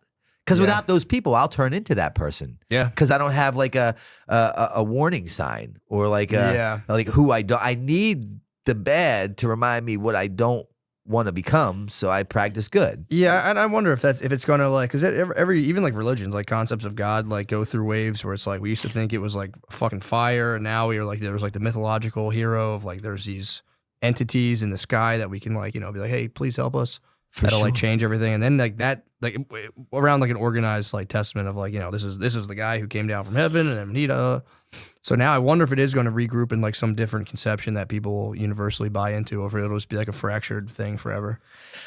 The older I get at 45, I see that things just evolve, but then just come back around. Yeah, like I was looking on the plane the other day, and there's this chick who has, as you see, these new things are like the big headphones. Apple Pros. Where like your mom used to have it back in the 80s. Yeah. And no one's doing the AirPods Yeah, anymore. yeah. It's Yeah. just like Miami Vice, like fucking color schemes and chicks wearing baggy ass jeans have now come back. I know, So yeah, it's that's like, kinda weird. just live long enough and you'll realize that like shit's not that heavy. Yeah. And it's going to be okay. And the fact of the matter is, you don't really have much say so in any of it anyways. Yeah. For me, that's what I do. And I just kind of remain like, I don't know what I remain. It just depends on when you ask me. No, that's true. So, and then, I'm curious too. So you were doing the Viva La Bam stuff and all that stuff fell out. Like what happened with all the people from Jackass? You guys all still talk, or like where did was there like a big falling out, or like what happened? Nah, I mean, everyone's good. I was just with Steve-O in LA a couple weeks ago. Yeah, he's kind of doing his thing. He's killing it. Pontius, I love him. I speak with him. And those two guys I probably speak to more regularly than the most. Bam is, battling his own demons. Yeah. And unfortunately, because of that, we seem to be in two different places where there's just not a lot in common at the moment. For sure, So yeah. we don't really just pick up the phone and chat. I think if I had to make a prediction of what would kind of connect us again, it would probably be skateboarding. That's cool. That's always been the common bond and theme throughout our relationship. Do you still skateboard? Yeah, but Nice. for my mental health now, obviously Really? not like is like Yeah, you just do it for fun. Yeah, I try That's to cool. carve out time to like just get in a van and go with the homies and film and just like shut everything off. That's kind of tight. And other like Brandon Turner, shout out to Brandon Turner. He's on the West Coast, fucking killing it. He's a sober guy. A lot of skaters have become sober and they're kind of doing their own thing with recovery. And I was talking to him yesterday and we're gonna fly out. I'm gonna fly out there. Kind of we're working on a project together possibly. And you know, so oddly enough, the ones that we used to party and run with and fucking go crazy with have now found like this new way of life. It's really attractive, and we join forces to just kind of hopefully promote a healthy way of living. Yeah, it is funny, especially if you think about the origins of like Jackass was like the possibly unhealthiest, most insane way of living possible. And it was so fucking fun to watch. It was awesome. But it is funny to come full circle and be like, now we've all actually chilled out immensely. And dude, Steve-O is like so fucking sober. There was a point in time where I thought about asking him to be my sponsor. And I'm like, dude, I don't know if I want to get like that sober. Yeah, like he's like a shout out to him, but he's like someone that motivates me. But he's like, you know what I mean? He's authentically like what you see is what you get, and who he is who he is, and it does not waver no matter where or what he's doing. It's brilliant. yeah, it's pretty cool, man. And it's also one of those things like, sobriety, again, if you're just kind of kicking around, you're going out to get drinks every Sunday, you don't necessarily have, like let's say like a problem quote. Yeah. It is one of those things that I think when you're, drinking a lot or like partying, it's like, it's almost seems alien. But it like, if you really like strip it down from like, take substances out of it, I always thought it's a really like it's cool for a person to be able to remain with their thoughts in their own state of consciousness rather than, because you constantly escape it. It's like, all right, I'm gonna get stoned, all right, I'm gonna get that. And you're constantly jumping out. But I think that is a serious like sign of mental strength to like, and people do like sober October, which that must be kind of funny when like the whole world's like, we're gonna be sober for 1 month. And you're like, all right. But I've seen me do that. So like, fuck yeah, I'm all about it. True. But it's gotta be funny with like 10 years, like, oh, I'm glad you're having fun. For sure. There is something I think that is like, especially the older you get, it's like, it does take mental strength to like sit with yourself, not being able to kind of leave your consciousness like a little bit by, doing like, oh, I want to get a little high, I want to do this, blah, blah, blah. Totally. And I think it's like, it's a genuine virtue that I think gets skipped over. People are kind of like, yeah, dude, fuck, I'm gonna have a couple beers, fuck that. Like people kind of dismiss it a lot, especially when you're drinking. But I always thought it was like it's hard to do. It's like, it's very hard to do. And it takes like, when you can't kind of jump out of yourself for a little bit, it forces you to work through, the kind of, whatever, broken gears in your head. I make a point to let people know that in my programs, right? Because the people that I'm working with, they're coming in, they have a week, they have 2 weeks, they have 4 days, they have 1 day, and they're sitting in there and they're feeling like they're not enough. They could be doing more. They should be further along. And I'm like, look, what you're doing, the majority of society is not. Who wants to strip away their escape routes to be forced to look at themselves, right? With themselves, by themselves, without having any drink or drug to escape the terrible reality that you've created as a result of your addiction and man up and fucking walk through it. I'm like, I will walk with you people. You people are the ones that I want on my team right now. Like at fucking over 10 years and you are the people that I fuck with, right? Like, and there's a lot to be said with that because I don't just give my time to anybody. Sure, yeah. So it's like, I really make it a point because I know in early sobriety, it's like those week, 5 days, 30 days, 60 days. It's like of sobriety. It's like a bipolar roller coaster ride from hell. Yeah, I can right? You imagine. can be above heaven high. The wind can blow wrong. You're like below hell low, trying to figure what the fuck just happened. So it's important to give people the credit of it takes a lot of work to end up in that position for fucking 2 days sober. Yeah. So it's and I always say it takes so much longer to get 2 days sober than it will to get 2 years sober. Yeah. I can Because see you're that. just sitting there looking at the clock and you're like, yeah. should I not? Can I not? Should I say fuck it and just do it? Should I not do it? You're still consumed with Yeah. the actual drink or drug. You're just not partaking at that moment. Yeah. And to make it through that, to address all these ailments and start to look at you without an escape, that's fucking big boy shit. Yeah, it sucks. And It's most fucking- people don't do it. Yeah, I know. And that's okay. I need those Sure. people that don't do it to show me why I really need to keep doing it. For sure, yeah. Right? It's all Yeah. perspective because they told me in treatment if I changed my perception, I could change my world. Yeah. And I bought into that shit. hmm And believe it or not, they were fucking right. Yeah. No, it's pretty sick, man. I'm Yeah. happy for you, man. That's awesome. Yeah, it's like I'm stoked, I'm grateful, but who really is like my mother, Yeah. my friends, my employees, the police, Yeah. the probation, the parole officers, the judges. Yeah. Life has become a better place to be in with my sobriety, not only for me but for other people. Yeah, and I always like you were saying, the service thing's big because especially when you're like, if you're in even with with or without drugs, if you're just like living a negative existence, Sure. you're usually convinced like in order to conquer my own negative existence, I have to achieve at some level that just somehow like shuts all this down and people will realize and they'll like me. Whereas like in recovery, it's like, or you can just like help people. Yeah, And it gets the same thing. Like if you're like lonely, it's like, well, rather than trying to be the man, just go volunteer. yeah. And you'll get that. Like it's like a quick route into kind of like a nice social existence. And everyone is just like, no, I have to conquer the world. Yeah, it's like, too no, easy. It's too simple. Exactly. It's really fun. I always thought that was kind of funny. It's like it's a simple fucking approach for an overcomplicated thinker. Yeah, And that's why I say smart people generally have a hard time getting it. yeah. I had to dumb my way into this position. Mm. And that was through me being beaten into a state of reasonableness as a direct result of my behaviors. But it doesn't have to get that way, right? Like one of my business partners, I met him in treatment. It was his first attempt ever at getting sober. And he's remained sober. Really? He You just was like, fucking up. So it's like, and that's the frustrating thing. Most people are like, well, why can't my loved one get it at number 1? Why does he have to get to 13 like you? There's no black and white. It's such an individualized process. And if you look at the statistics, it's very sad because it states that you're not going to win. But Yeah, I'm here to fucking say, like, You fuck can. that. Yeah, Like, yeah. not only am I going to win, I'm going to fucking kill it. I'm going to own it, and it's going to turn into be my biggest blessing. Yeah. And if I can do it, so the fuck can you. There's Mhm. nothing different between us except for what I was willing to do. Yeah. I mean, What, and I'm sure that's got to be like, it's really rewarding too. Like so you were saying, having the groups and like seeing like even a couple people kind of take off. Because I guess if you really look at the recovery homes as like, if this doesn't work for me, this whole place is bullshit. Or it'd be like, dude, For sure. Yeah, someone's got to do something. 'Cause what is like the opiate with overdoses going down? Are they still going up or like? I'm not a big stats guy. I don't Mhm. look at numbers. I just kind of fucking remain ignorant to it and live in my own world. Yeah. Which Well, you is don't great, hear about but it as much anymore. It like dominated everything for a while. After COVID, alcohol became a big thing. Oh Yeah. So I have a lot of alcoholics in my facility now. Gotcha. And then meth's making a pretty big. Yeah, meth made Big a push. wow comeback. A lot of Or- people got off heroin or fentanyl with meth. Yeah, You know. I've known people who have like off the heroin, meth comes into the picture, and they're like, "Damn, I'm actually super productive." And then, it's just like, I work with the DEA. I'm like a keynote speaker for the DEA at these summits that they have all Mhm. over the nation.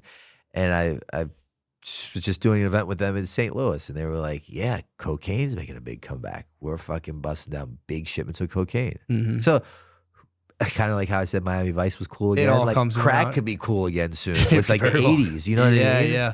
Like that's usually how the world works. Do you think they should legalize drugs? Do you think that'd be easier to help people, or do you think it would make things worse? I think so. You know, I don't know about legalizing it, but I do believe in like safe injection sites. Mm-hmm. And Philly was going to be the first place to do that. Yeah. And then they shut it down at the midnight hour. And their fear was that like it could trigger others in the community to want to get high. And maybe that's the case, but for me, I would never walk past a safe injection site and be like, I think I want to go in there and shoot up heroin. Yeah, I don't think it would. I think they did this in London or Britain, whatever, And years ago. And I it believe worked. it works. In Sweden, I think maybe. Yeah. And what I think would be beautiful about it is you use it as a portal, right? It's a major harm reduction approach. They give you clean needles, clean water, clean cotton. And they test, obviously, the drugs. And then they test the drugs. And the majority of the people that are in there don't really want to be in there anymore. That's kind of what it's lost its allure. Exactly. You're under you're in like a doctor's bench. Yeah, now, you're right? being fucking monitored as you shoot up with some weird guy to make sure you don't die and to inject you with Narcan. So at the very least, when you do say you're ready, bam, we have avenues to get you. Yeah. But now check this out. Me being a major advocate for that, right? I own where I live in Old City, right, in Philly, and a really nice place. And someone said to me, they said, well, would you want it next to your house? And I'm like, No. yeah, because it fucked my property value up, right? And I'm just being transparent and open. For sure, I'm like, for sure. So there's two sides to every fucking coin. Yeah. Yeah, that's true. Yeah, then, again, with that, you're going to have people like popping door handles and all this shit. And it's like, yeah, because you're like, straight up. not So here. I really just try to remain like Switzerland in a lot of fucking plays. That makes just sense, neutral yeah. and adapt accordingly. at least you're honest. Because I heard people be like, I wouldn't care. And it's like, Yeah, you sure? yeah. And, that's just the truth of the matter. Now, not saying that like, if the opportunity presented itself and they were going to do it, I would still back it. But in my mind, I'm like, couldn't you just go a neighborhood over? You know what I mean? Like, I wouldn't vote no on it. Let's put it that way. I would not vote no on it, but I would definitely vote for it to be in the next neighborhood over. For sure. Yeah, that makes sense. Everybody would. Yeah. So it's just, I don't know. It's such a individualized thing. I don't know what the approach is except for just taking the time to help one person. Yeah. That's it. One person. True. And that one person who helped me. Just think about all the heroin that I stopped injecting, all the people I stopped hurting, the one less needle that's being found on your kid's playground because I stopped shooting up. Yeah, man. Like it goes that far. It's crazy. And again, like you were saying, like people, you get kind of mired in the cliche of it, but it is pretty nuts to think about that. Like if that guy that day had been like, fuck him, I don't feel like doing Straight this. up. Like you were saying, your mom's upset, but you're burning bridges, you're ripping Yeah. shit off, you're going to jail, all the shit. And it's like, it's pretty crazy when you think about the ripple effect. And I believe that that's the approach that will change the outcome. I mean, it's put it this way. So in Delaware, where all my sober living houses are, my treatment center as well, we really wanted the community to see, because in there they said, well, we don't really want them in our neighborhood, right? I get it. So one of the stipulations with Novak's house is when it snows, you have to go out and you shovel your neighbor's porch and their driveway, and like you be kind to humanity and society. And then that was working, and it snowball affected into the guys and women living in Novak's house. They started getting jobs within the community. That's cool. And then the people who owned the businesses that started hiring the Novak's house clients, they saw something different in them. Same thing that happened to me. I'd show up to work early. I'd stay late. I took pride in washing dishes. They're like, where are you? What's, because they aren't, it's just different. And they're like, where are you from? What's the backstory? Like, oh, we live in this place called Novak's House. It's a sober house. And what the business owners within the community did on their own, I wish I could take credit for this, is they created a private Facebook page called Novak's House Hires. And if any of these businesses need employees, they put a post up that goes to the Novak's House only. And then if any of the Novak's House people need a job, they put their resume or what their qualifications are. That's cool. Because like they're seeing the good that they're creating through the ethics and behaviors. And like it's taking on a whole life of its own, right? So like it snowball effects, then it opens the window for people wanting to hire people in recovery, where before it was taboo, it was shied away from. You don't do that. They'll rob you. They'll lie to you. They'll steal from you. Mm-hmm. I'm here to prove that that's not the fucking reality. Nice, Of man. all of, but like For sure. I know what you're saying. Yeah, it can be done. But the old saying is if if you haven't been ripped off in AA, you're not helping enough newcomers. So it's like, No, that makes sense. But that's fucking awesome, man. yeah. And again, I'm not creative enough or intelligent enough to create that. It's just me stepping out and letting the process play out. Oh yeah. Well, dude, I think that's it, man. Thank you so much, bro. I really appreciate I enjoyed that. this. I'm pumped to hear about that, and I enjoyed it too, man. I'm really happy to hear. It's good to hear people taking their time to help the world. Like that's still a thing because I think a lot of people For sure. just get so, and it's not like a bad thing. I Everyone would say gets I'm caught guilty up. of it too, getting consumed in the rat race. I'm the worst. Yeah, I have to jump out of it every day. Straight and be like, up. What the fuck am I doing with myself? Yeah, once you hit to that point where you hit the wall, right? Yeah, daily. Yeah. Same. I wake up every morning with a brain that wants to fucking kill me on a layaway plan, Yeah. right? Yeah. Installing a plan of just like one fucking defect at a time. Yeah. So anyone out there that might need help, you can reach me directly at 610-314-6747. Call me, and if you need help with getting treatment. Nice. Well, thank you so much. Love you, brother. See you, bro. Cheers. Love you. Thank you.